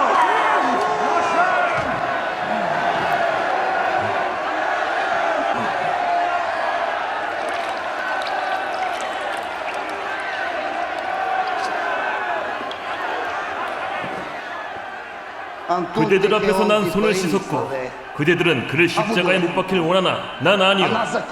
나는 이자의 피에 대해서는 책임이 없어. 그 피를 우리와 우리 자손에게 돌릴지어다. 아베나데, 자, 그 피를 우리와 우리 자손에게 돌릴지어다. 왜 그들은 예수님을 믿지 않았죠? 온 세상 사람을 구원하러 오신 그 구원자인 예수님을 왜 믿지 않았을까요? 보세요. 고린도전서 2장 8절에 이 지혜는 이 세대의 간원이 하나도 알지 못하였나니 만일 알았다면 영광의 주를 십자가에 못 박지 아니하였으리라. 알았더라면 예수님을 믿었겠죠. 몰랐어요. 지금도 마찬가지요. 왜 예수님을 믿지 않죠?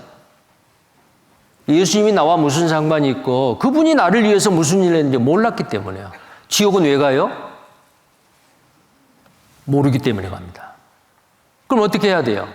성경을 통해서 알아야 돼요. 그리스도를 배척한 이유가 뭐예요? 그들은 영혼에 대해서는 생각하지 않았습니다. 어떻게 하면 눈에 보이는 이 세상에서 잘 먹고 잘 살까? 그리고 그들에게 죄를 지적을 하고 회개하라 그랬지만 그들은 자기들의 돌이키지 않았어요. 그들은 자기들은 최고로 하나님을 잘 믿고 만세전에 택함 받고 아브라함의 자손이고 천국 간다라고 생각했어요. 거듭나지 못한 사람들인데 영적인 교만이죠. 그리스도를 오해한 겁니다. 자, 예수님께서 십자가를 지고 골고다 언덕으로 올라갈 때에 흐느끼고 울었던 예루살렘 여자들을 뒤돌아보고 이렇게 말했습니다.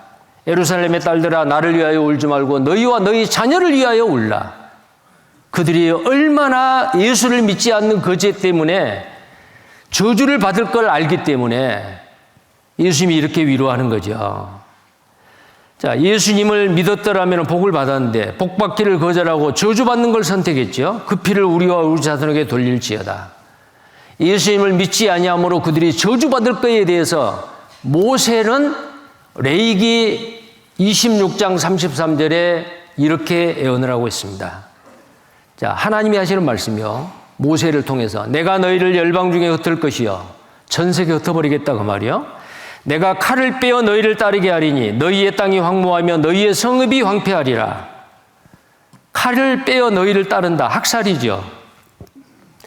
적과 꿀이 흐르는 가나안 땅이 황무지로 변해버려요. 너희 성읍이 황폐하리라. 예루살렘 성이 파괴됩니다. 성전이 불탑니다. 예루살렘 도시는 완전히 폐허가 되어버립니다. 그리스도를 배척한 결과로 전 세계가 흩어지고 땅은 황무지로 변하고 그들은 복은 고사하고 저주를 받게 돼요.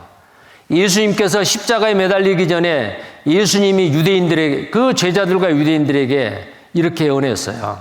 저희가 예수님을 믿지 아니하는 저희가 칼날에 죽임을 당하며 모든 이방에 사로잡혀 가겠고 예루살렘은 이방인의 때가 차기까지 이방인들의 발필이라.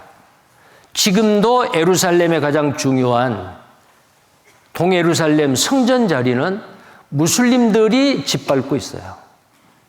유대인은 못 올라갑니다. 만약에 유대인이 한 사람이라도 올라가면 중동에 큰 전쟁이 일어나요. 가장 중요한 자리는 지금도 이방인들에게 밟히고 있어요. 언제까지? 이방인의 때가 찰까지요. 이방인의 때는 유대인이 아닌 이방인들이 구원받는 사람의 수가 있어요. 로마서 11장 25절 26절에 형제들아 이 비밀을 너희가 모르기를 내가 원치 않는다. 이 비밀을 좀 알아라. 무슨 비밀이요? 이방인의 충만한 수가 차기까지 이스라엘에 들어는 완화가게 됨이라. 그 후에 온 이스라엘이 구원을 받으리라. 이방인들이 먼저 구원받고 근데 이방인의 충만한 수 하나님이 계획하신 이방인들 중에서 구원받는 수가 있어요. 그건 아무도 몰라요. 하나님만 아셔요. 그 수가 딱 차면은 그러니까 이방인 중에서 제일 마지막 구원받을 사람 그 사람 한 사람 딱 구원받으면 이제는 이방인에게는 구원받을 기회가 끝나요. 그 다음에는 유대인에게 구원받을 수 있는 기회가 넘어갑니다. 이방인의 때요 그때가. 데살로니가전서 2장 15절 16절에 자 유대인들은 어땠어요? 왜 그렇게 저주를 받을까요? 15절에 유대인은 주 예수와 선지자들을 죽이고 예수도 죽였고 선지자들도 죽였고 우리를 쫓아내고 예수 믿는 사람을 쫓아냈어요. 유대인들 중에서 예수 믿는 사람. 초대교회 그 예수님의 사도들 있잖아요. 그들이 전에서 오순절날 복음 전했던 3,000명, 4,000명이 구원을 받았던 그 사람들 말이야. 하나님을 기쁘시게 아니하고 모든 사람에게 대적이 되어 우리가 이방인에게 말하여 구원 얻게 함을 저희가 금하여 자기 죄를 항상 채우매 노하심이 끝까지 저희에게 임하였느니라. 이방인의 충만한 수가 차기까지 유대인들이 무화과 나무에 잎사귀가 나오기 전까지 전 세계에 흩어져서 하나님의 노하심이 그들에게 임하신다고 말이요. 이 예언의 말씀 이대로요. 어떻게 됐어요? AD 70년에 로마의 디도 장군이 대군단을 이끌고 와서 110만 명의 유대인을 죽였어요. 예루살렘 성전을 불질러버리고 성전 안에 있는 금으로 되어 있는 모든 기구들은 군인들이 다 가지고 와버렸어요. AD 135년에 다시 하이드리안 황제가 침공해 왔습니다. 58만 명의 유대인을 죽였어요. 법을 만들었어요. 이스라엘 땅의 유대인은 한 명도 살 수 없다. 만약에 발견되면 죽여라. 법이요. 죽지 않기 위해서 그들은 전부 다 전 세계로 흩어졌어요. 저주지요. 성경 예언의 말씀이 그대로 이루어진 거예요. 과거에. 열방에 흩어버리리라.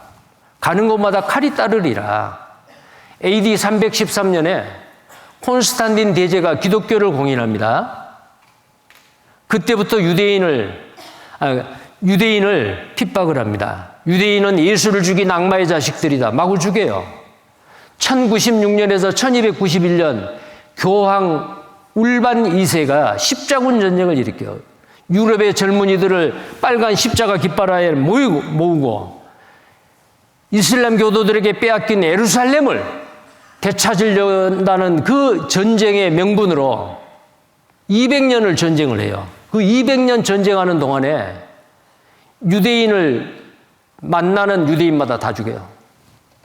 유대인이 모여 살고 있는 그 지역에 마을을 불지르고 강탈하고 죽입니다. 200년 동안 많은 유대인이 죽었어요.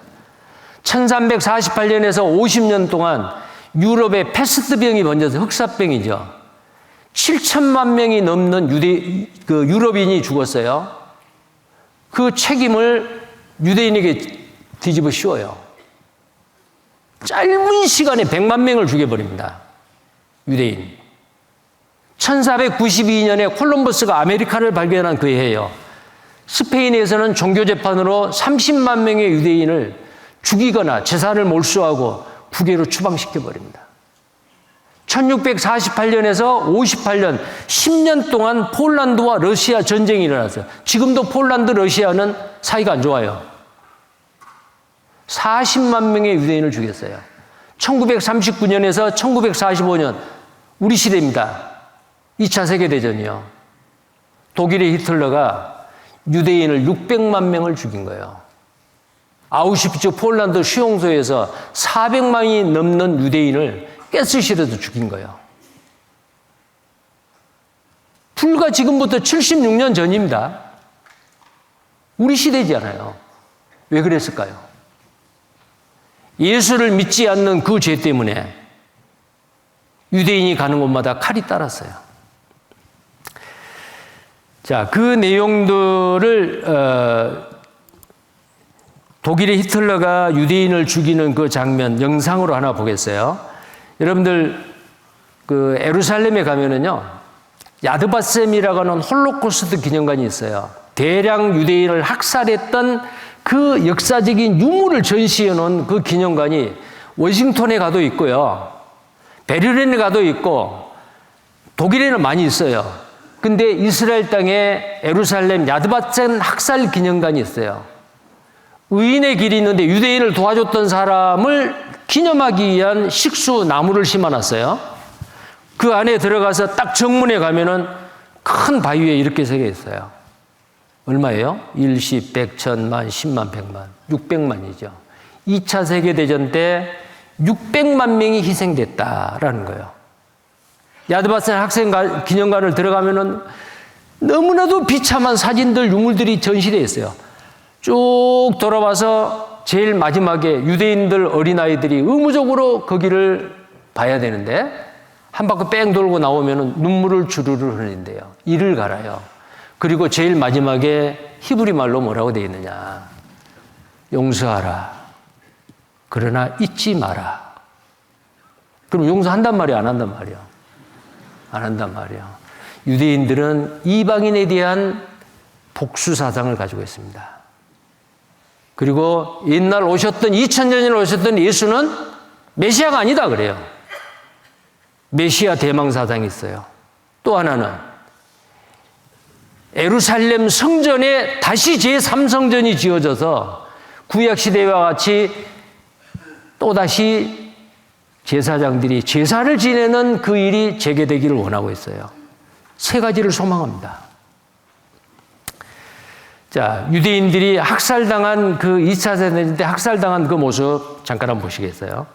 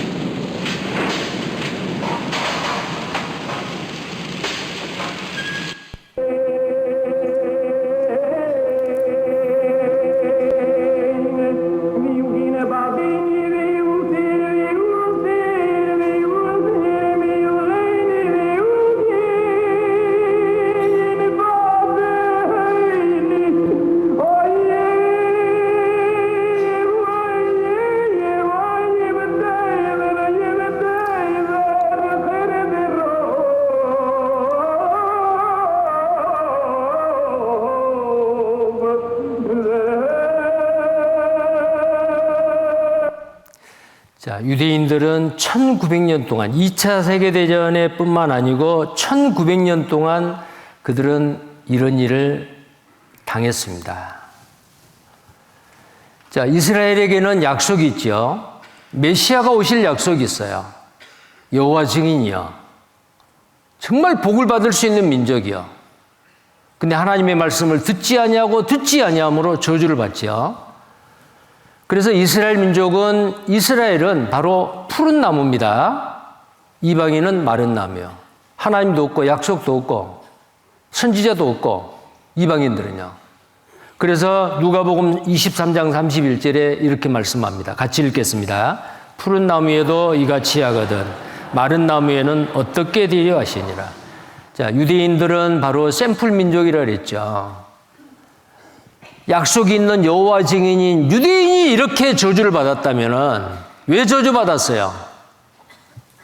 예수를 배척했어요. 예수님을 믿지 않았어요. 지금도 안 믿어요. 이방인이 만약에 예수님을 믿지 않으면은 어떻게 되겠느냐. 유대인은 1900년이요. 그러나 끝까지 죽을 때까지 예수를 안 믿는다. 영생 얻지 못한다. 그 고통은 영원한 겁니다. 이스라엘 민족의 역사는 온 세상 사람들을 교훈하기 위하며 푸른 나무지요. 이스라엘입니다. 마른 나무지요. 이방인입니다. 푸른 나무에게도 이같이 하거든 마른 나무는 어떻게 되겠느냐. 자, 푸른 나무, 마른 나무, 불이 탄다면 마른 나무도 잘 타겠죠. 자, 저희에게 당한 이런 일이 고린도전서 10장 11절에 거울이 되고 또 말세를 만난 우리의 경계로 기록하였다. 이스라엘 민족의 역사는 우리를 교훈하기 위함입니다. 자, 우리는 눈치채야 됩니다. 아, 우리는 유대인과 같이 돼서는 안 되겠구나. 그러려면 어떻게 해야 돼요? 유대인과 같이 안 되려면 말씀을 들어야 돼요. 말씀은 들으면 복이요, 듣지 않으면 저주라. 자, 잠깐 체조를 좀 하겠습니다.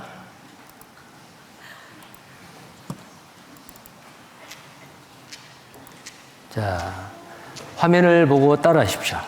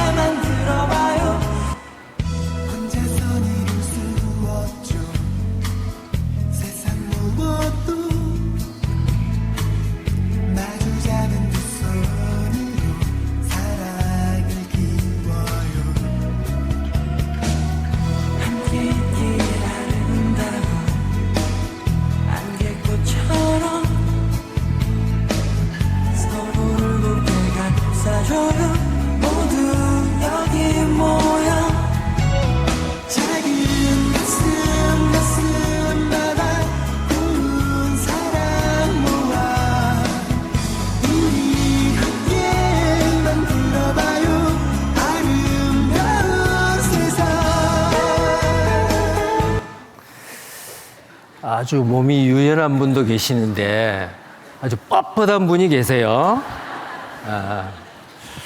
잘하셨습니다.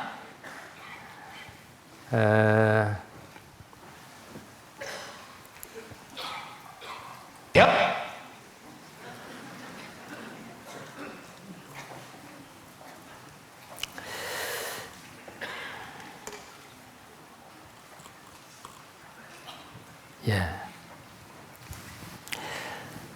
이스라엘 민족이 철저하게 저주를 받았죠. 그것으로 끝나느냐? 그렇지 않아요. 이스라엘 민족에게 다시 한번 구원받을 수 있는 기회를 줍니다. 그러기 위해서는 전 세계에 떠졌던 유대인들이 자기 땅으로 돌아와야 돼요. 그래서 예수님께서는 이스라엘 민족이 회복될 것을 약속하십니다. 여기 보십시오. 마태복음 24장 32절 33절입니다. 함께 읽겠습니다. 무화과 나무의 비유를 배우라. 그 가지가 연하여지고 잎사귀를 내면 여름이 가까운 줄을 아나니 이와 같이 너희도 이 모든 일을 보거든 인자가 가까이 곧 문 앞에 이른 줄 알라. 자, 여기서 말하는 인자는 예수님입니다. 예수님이 자기를 가리켜 인자라고 말했어요. 사람의 아들이라는 뜻인데 하나님이 사람의 모습으로 이 땅에 오신 거예요. 자, 가까이 문 앞에 이른 줄 알라. 그 말은 예수님 재림하실 날이 아주 가깝다. 무화과 나무는 이스라엘이라 그랬죠. 죽어버렸던 무화과 나무에 잎사귀가 나왔다. 그러면 죽은 무화과 나무가 다시 살아났다. 그 말이에요. 없어졌던 이스라엘이 독립이 된 거예요. 자, 마지막 때의 징조 이스라엘의 회복. 무화과를 보라 그랬죠. Behold the fig tree. 무화과 나무를 보라. 자, 무화과 나무는 조금 전에 말씀드렸듯이요. 에레미야에서 말씀드렸듯이 유대인이라 그랬죠. 악한 무화과. 자, 이 무화과 나무는 바로 이스라엘을 나타냅니다. 이스라엘이에요. 예수님께서 이른 아침에 길을 가시다가 제자들과 함께 길가에 있는 한 무화과 나무 앞에 가셨어요. 19절. 길가에서 한 무화과 나무를 보시고 그리로 가사 잎사귀밖에 아무것도 얻지 못하시고 나무에게 이르시되 이제부터 영원토록 내게 열매가 맺지 못하리라 하시니 무화과 나무가 곧 마른지라. 무화과 나무가 말라 죽어버린 거예요. 예수님의 말씀 한마디에 제자들이 깜짝 놀랐어요. 이분이 누구시길래 말씀 한마디 하셨는데 무화과 나무가 즉시 죽어버린 거예요. 이것은 바로 아까 말씀드렸죠. 무화과 나무는 이스라엘이 예수님을 믿지 않으므로 그들이 철저하게 망할 것. 그걸 기적을 통해서 나타내 보이시는 예언입니다. 자, 아까 이거 보셨어요? BC 606년, 586년에 그들이 바벨론에 의해서 망했죠. 주권을 잃은 지 2600년. 땅에서 쫓겨난 지 1900년 만에 이스라엘이 회복이 돼요. 1948년 우리 시대입니다. 5월 14일 독립이 돼요. 하나님은 이스라엘이 망하기 전에 에레미야 선지자를 통해서 반드시 이스라엘이 나라가 다시 회복이 될 것을 약속하셨어요. 여기 보세요. 에레미야 31장 35절 36절에 나 여호와는 해를 낮에 빛으로 주었고 달과 별들을 밤의 빛으로 규정하였고 바다를 격동시켜 그 파도로 소리치게 하나니 내 이름은 만군의 여호와니라 내가 말하노라. 이 규정이 내 앞에서 패할진대 이스라엘 자손도 내 앞에서 패함을 입어 영영이 나라가 되지 못하리라. 이건 무슨 말이냐면요. 부정의 부정은 강한 긍정이라는 거 아시죠? 해와 달과 별, 바다의 파도 이것이 만약에 패한다 그러면 이것이 없어진다고 말해요. 해도 없어지고 달도 없어지고 별들도 없어지고 바다의 파도도 치지 아니하고 그렇게 된다면은 이스라엘은 영영이 나라가 되지 못한다. 그러면 해와 달과 별이 그들이 있고 바다의 파도가 치면 이스라엘은 반드시 나라로 회복이 된다 그 말이에요. 하나님의 약속이죠.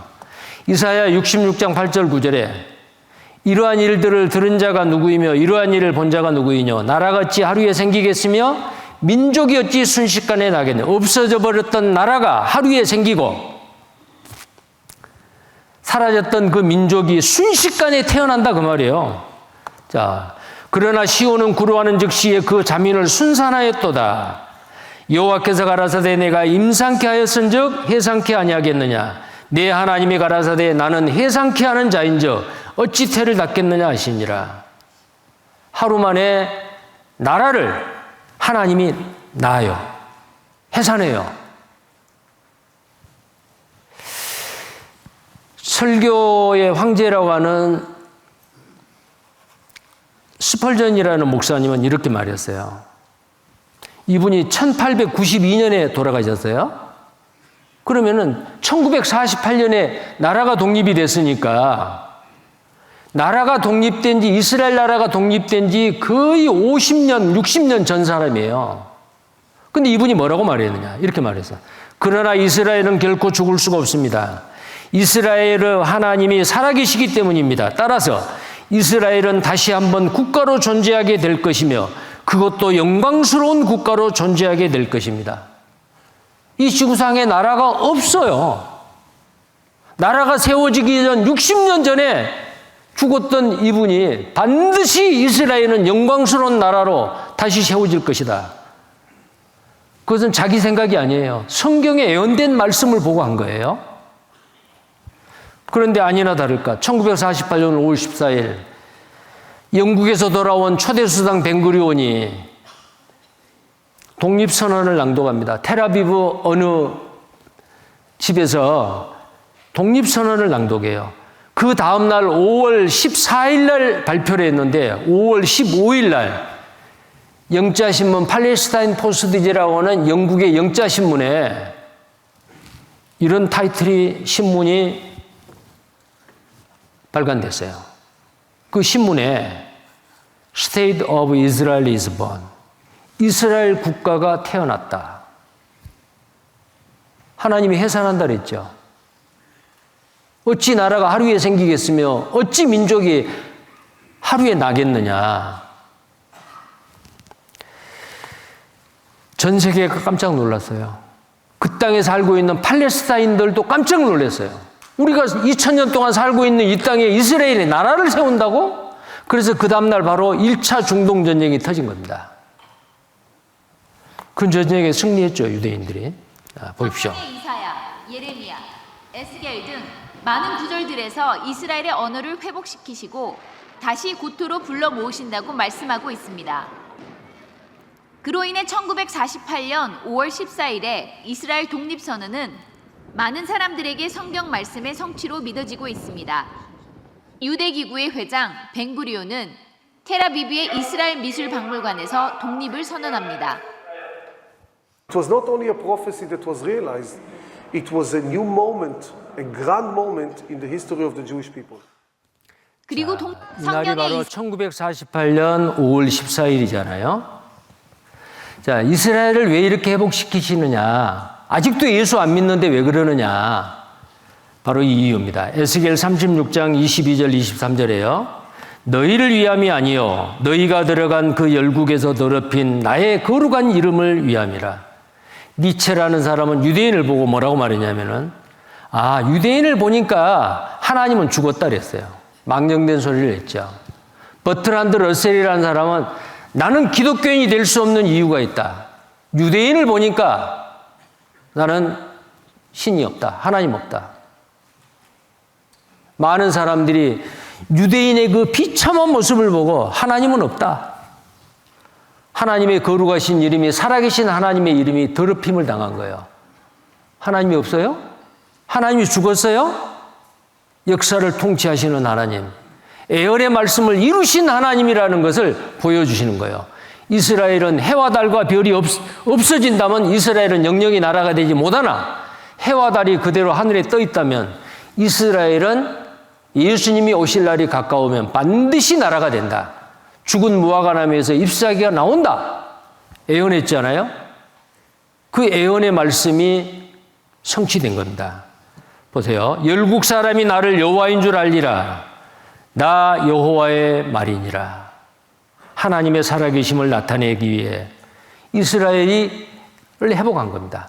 에스겔 37장 1절에서 3절을 보면은 에스겔 선지자에게 한 골짜기에 데리고 가서 환상을 보여줘요. 뼈가 가득하더라.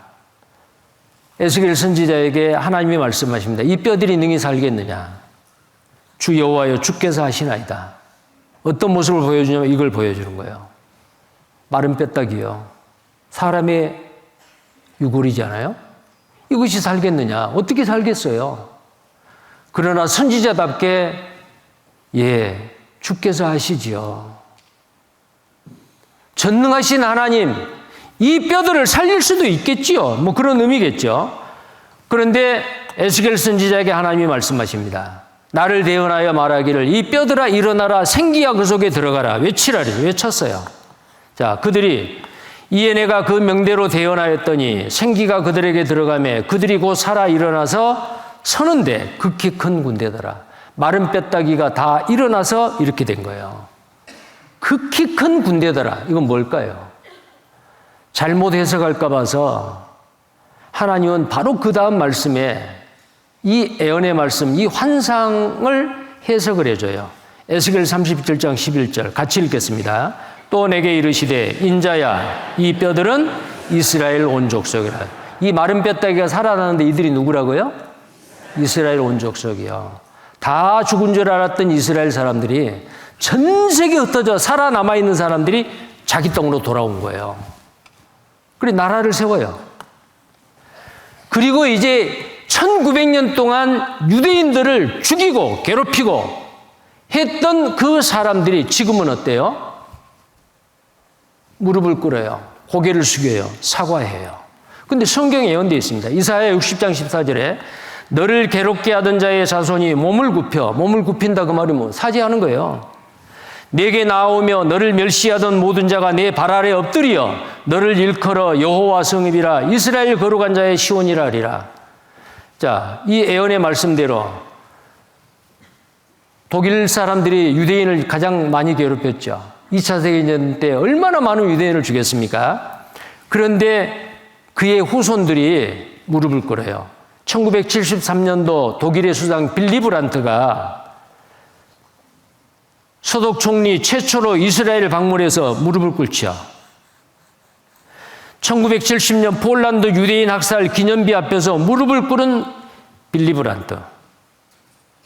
머리를 숙인다. 성경에 예언되어 있죠. 독일 대통령은 이스라엘에 가가지고 의회에서 연설을 하면서 눈물을 흘리면서 사죄했습니다. 독일의 유명한 메르켈 총리, 앙겔라 메르켈 총리, 여자 총리잖아요. 원래는 이분이 통독이 되기 전에 동독 출신이었어요. 근데 총리가 됐어요. 16년 동안 굉장히 정치를 잘했습니다. 근데 이분이 16년 동안 보세요. 이스라엘에게 무릎 꿇고 사죄했어요. 이곳에 수용됐던 분들의 운명을 생각하며 깊은 슬픔과 부끄러움을 느낍니다. 뼈아픈 각오가 떠오르는 곳입니다. 메르켈 총리, 독일 총리, 나치 수용소 부끄러움 느껴 사과합니다. 머리를 숙이죠? 메르켈 총리 16년 재임 기간 이스라엘을 8번이나 방문하고 사과를 했어요. 한 번 해도 괜찮지 않아요? 진심에서 우러난 사과 받아들일 수 있잖아요. 8번이나. 그리고 이제 수상을 그만두고 퇴임하기 바로 직전에 영혼의 불을 밝히고 헌화하며 다시 한번 머리를 숙였습니다. 이렇게 할 거라고 성경에 예언되어 있는데 우리 시대에 그대로 이루어져요. 예수님은 뭐라고 말씀하셨죠? 이런 일을 보거든 인자가 곧 문 앞에 이른 줄 알라. 다시 재림할 예수님은 우리 시대에 틀림없이 오십니다. 근데 예수님이 오늘이라도 오시면 아직 구원받지 못한 사람은 어떻게 돼요? 다시는 구원받을 기회가 없어요. 그래서 제가 첫날부터 말씀드렸죠. 어떤 분에게는 이번 이 성경 강연에 초청받은 게 마지막일 수 있다고요. 이번 기회를 놓치시면 안 돼요. 지금 독일 총리가 메르켈 다음 총리가 이 사람이죠. 올라프 숄츠라고 하는 총리입니다. 근데 이분이 뭐라고 말했어요? 독일 베를린에서 열린 홀로코스트 추모의 행사에 참석한 올라프 숄츠 독일 총리가 연설하고 있습니다. 독일 연방정부는 반유대주의를 결코 용납하지 않을 것이라고 강조했어요. 근데 한 분만 한 게 아니에요. 그 다음에는 독일 전 세계 홀로코스트 생존자 유대인에게입니다. 1조 8천억 원을 배상하겠다. 그 전에도 배상했어요.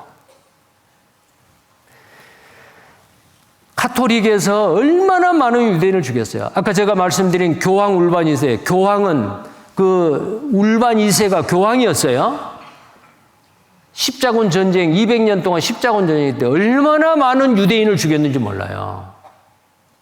카톨릭에서 유대인을 핍박하고 죽였습니다. 그런데 지금 프란체스코 이 교황이요. 금년도 5월 달에 야드바셈 아까 말한 600만이라고 새겨져 있는 그 야드바셈 학살 기념관을 방문을 했어요. 거기 가서 머리를 숙였습니다. 사죄했어요. 이런 일이 있을 거라고 성경에 예언되어 있잖아요. 성경은 문자 그대로 반드시 이루어집니다. 우리 시대입니다. 이스라엘 회복, 땅이 기경이 되고 전 세계 어떤 유대인이 하나도 이방에 남기지 않고 다 돌아오고 그 약한 자가 강국을 이룰 것이다. 이 세 가지가 이스라엘 민족에게 이루어지는데 땅이 에덴 동산과 같이 될 거라고 약속했어요. 예언이죠. 에스겔 36장 8절 10절에 그러나 너희 이스라엘 산들아 너희는 가지를 내고 내 백성 이스라엘 위하여 과실을 맺으리니 이스라엘 산들은 저주받아서 황무지가 됐어요. 근데 그 황무지에 어떻게 과일나무가 심겨져서 열매를 맺겠어요? 전혀 불가능한 일이잖아요. 그런데 그렇게 될 거라고 하나님이 약속하셨어요. 9절에 사람이 너를 이스라엘 땅을 갈고 심을 것이며 그 다음에 그들로 성읍들에 거하게 하며 빈 땅에 건축하게 하리라. 황무한 땅에 새로운 신도시가 건설이 돼요. 그리고 에스겔 36장 34절 35절에 그 황무한 땅이 장차 기경이 될지라 농사짓는 경작지가 된다 그 말이에요. 그 다음에 35절 같이 읽겠습니다. 사람이 이르기를 이 땅이 황무하더니 이제는 에덴 동산같이 되었고 황량하고 적막하고 무너진 성읍들에 성벽과 거민이 있다 하리니 이 황무지로 변했던 이 땅에 과일나무를 심어 열매가 맺고 이 땅이 에덴 동산과 같이 되리라. 여기 보면요. 마크 트웨인이라는 이 작가인데요. 1856년이니까 1948년에 독립이 됐잖아요. 그러면 이스라엘이 나라가 세워지기 전 90년 전 사람이에요. 근데 이 사람이 이스라엘을 여행했어요. 독립되기 90년 전에. 근데 그 여행을 하고 나서 쓴 책이 바로 마크 트웨인의 여행기입니다. The Innocent Abroad, 외국 여행을, 해외 여행을 하고 그 기행문을 써놓은 책인데요. 이 책에 뭐라고 말했느냐. 갈릴리 호수에서 예루살렘까지 가는데 나무 한 그루를 보지 못했다. 64km에 나무 한 그루, 사람 한 사람 보지 못했다 그 말이요. 그러면서 그 책에 이렇게 말합니다. 이스라엘 땅은 사람이 살기 거의 불가능한 땅이다. 근데 지금은 어때요? 사람이 살아요. 황무해진 땅이 회복이 돼서 농사를 지어요. 빈 땅이 건축을 해요. 황무한 땅이 기경이 될지라 에덴 동산과 같이 되리라. 에스겔 36장 36절에 나 여호와가 말하였으니 이루리라. 2600년 전에 예언된 말씀이 문자 그대로 지금 우리가 사는 이 시대에 에덴 동산과 같이 됐습니다. 나 여호와가 말하였으니 이루리라. 자, 황폐해진 그 땅에 빈 땅에 건축하리라. 그전에는 아무것도 없었어요. 자, 여기 한번 보겠습니다. 사막은 때론 감당하기 힘든 적이 될 때도 있습니다.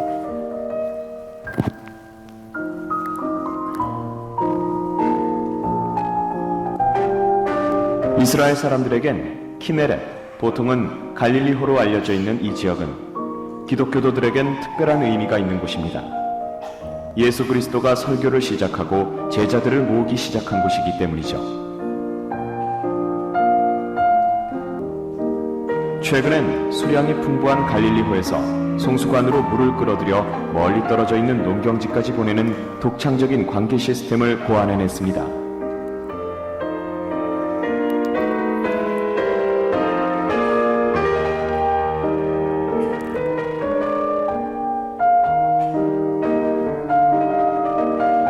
이 땅을 개간한 사람들의 엄청난 육체노동과 더불어 놀라운 관계 시스템이 또 하나의 기적을 이룩한 것이죠. 멀리 떨어진 사막을 초록빛으로 바꿔놓았으니까요.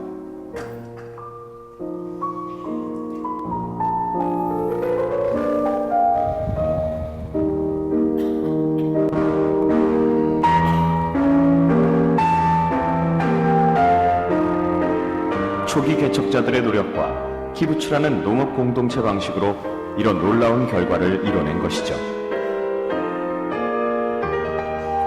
이곳이야말로 현대 이스라엘의 자랑이라 할 수 있습니다. 사람들은 이곳에 서기 전까진 이렇게 아름다운 자연과 마주하게 될 거라고는 상상하지 못하죠. 마치 성서에 나오는 에덴 동산을 보는 것 같습니다. 자, EBS 어나운서가 이스라엘 땅을 그 황무한 땅이 나중에 변하는 것을 보고 전에 지나가는 사람이 다시 와서 보니까 황무한 땅이 에덴 동산과 같이 되었네? 그렇게 말할 사람이 있을 거라고 예언했잖아요. 아마 하나님께서 EBS 어나운서가 그 말 할 줄 알았던 것 같아요.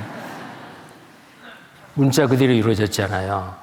자, 그 다음에 이스라엘 민족이 전 세계에 흩어지는 유대인들이 한 명도 남기지 않고 다 들어옵니다. 에스겔 39장 28절에 전에는 내가 그들로 사로잡혀 열국에게 이르게 하였거니와 후에는 내가 그들을 모아 고토로 고향 땅에 돌아오게 하고 그 한 사람도 이방에 남기지 아니하리니 그들이 나를 여호와 자기들의 하나님인 줄 알리라. 전 세계 유대인들이 흩어져 살고 있잖아요. 근데 예수님이 오시기 전에 한 사람도 이방에 남지 않냐고 다 돌아갑니다. 유대인에게는 가능해요. 전 세계로 분산되었던 유대인들이 이제 마지막 나라가 독립되고 난 다음에 지금 계속 이스라엘 땅으로 돌아오고 있어요. 자, 이스라엘 땅으로 귀환하는 것을 알리야라고 해요. 이 알리야는 히브리 말로 올라간다라는 뜻이에요. 이스라엘 땅으로 가는 거예요. 자, 그래서 지금 우리가 살고 있는 이 시대에 전 세계에 있는 유대인들이 계속해서 이스라엘 땅으로 돌아가고 있습니다. 이스라엘 땅으로 돌아가고 있어요. 자, 그 모습 하나 보겠습니다. 전 세계에서 반유대주의와 이스라엘에 대한 BDS 운동이 증가하고 있는 가운데 알리야라고 불리는 유대인들의 귀환은 2000년도 이후부터는 매년 2만에서 3만 명씩 이루어지고 있습니다. 유대인들은 핍박을 피해 1800년대 후반부터 이스라엘로 이주하기 시작했고 1948년 건국 전까지 30만여 명이 이주했습니다. 건국 후부터는 본격적인 귀환이 시작돼 작년까지 총 330만여 명이 귀환했고 현재 이스라엘에는 670만여 명의 유대인들이 살고 있습니다. Israel is like the best country of the world. I think so. I have been here like 4 times. I have lived here two times. I love her.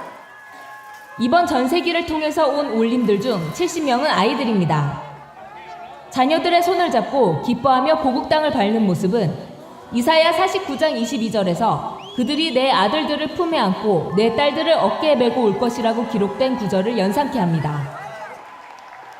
유대민족이 이스라엘 땅으로 돌아오는 것은 이사야, 에스겔 등 수많은 구절들에서 기록하고 있습니다. 알리야와 관련된 성경 말씀들에 근거해 ICJ, Bridges for Peace 같은 이스라엘 내 기독교 단체들은 수년간 유대인들의 귀환을 도와왔고 이번 알리야 행사에도 전세기를 제공했습니다. 지금 이 순간에도 이스라엘 국제공항 벤구리온 텔아비브에 있는 국제공항으로 전 세계에 있는 유대인들이 속속 돌아오고 있어요. 지금은 더해요. 왜? 하마스 전쟁으로 인해서 전 세계 사람들의 여론이 유대인을 싫어합니다. 유대인이 잘못했다. 왜 사람을 그렇게 많이 죽이느냐. 그래서 지금 전 세계적으로 유대인 증오 사상이 2차 세계대전 못지않게 번지고 있어요. 그러니까 유대인들 어때요? 불안하지요? 자기 땅으로 돌아갑니다. 우크라이나 전쟁, 러시아 우크라이나 전쟁이 2022년 2월 14일부터 시작해가지고 지금 계속되고 있잖아요. 많은 우크라이나에 살고 있는 20만 명의 유대인들이 거의 다 돌아오고 있어요. 러시아에 있는 유대인도 거의 다 돌아오고 있어요. 미국에 있는 유대인들도 유럽에 있는 EU 국가들에 있는 유대인들도 계속 돌아가고 있습니다. 에스겔 선지자는 그걸 본 거예요. 이방에 한 사람도 남지 아니하고 다 돌아가리라. 마지막 때가 되면 그렇습니다. 예수님은 이걸 보신 거예요. 이 모든 일을 보거든 인자가 곧 문 앞에 이른 줄 알라. 이스라엘은 하나님의 시기입니다. 우리 시대는 정말 심상치 않는 시대예요. 기회가 항상 있는 게 아닙니다. 이번 성경 강연에 끝까지 참석하셔서 하나님이 여러분에게 주시기를 원하신 그 놀라운 축복 선물을 모든 사람이 다 받으실 수 있기를 바랍니다. 기도하겠습니다. 거룩하시고 자비로우신 하나님, 모든 사람이 구원받기를 원하셔서 사랑하고 예비해 놓으신 귀하신 분들을 이번 성경 강연에 초청해 주시고 오늘 3일째 성경 강연의 말씀을 집중해서 잘 들을 수 있도록 도와주시니 감사합니다. 앞으로 남은 그 모든 일정 가운데서도 어떤 방해가 있어도 다 뿌리치고 끝까지 말씀을 듣고 하나님이 원하시는 그 영원한 생명 모든 사람이 다 받아서 하나님 앞에 참 행복자로 살 수 있도록 하나님께서 축복해 주옵소서. 주 예수님 이름 받들어 기도드립니다. 아멘.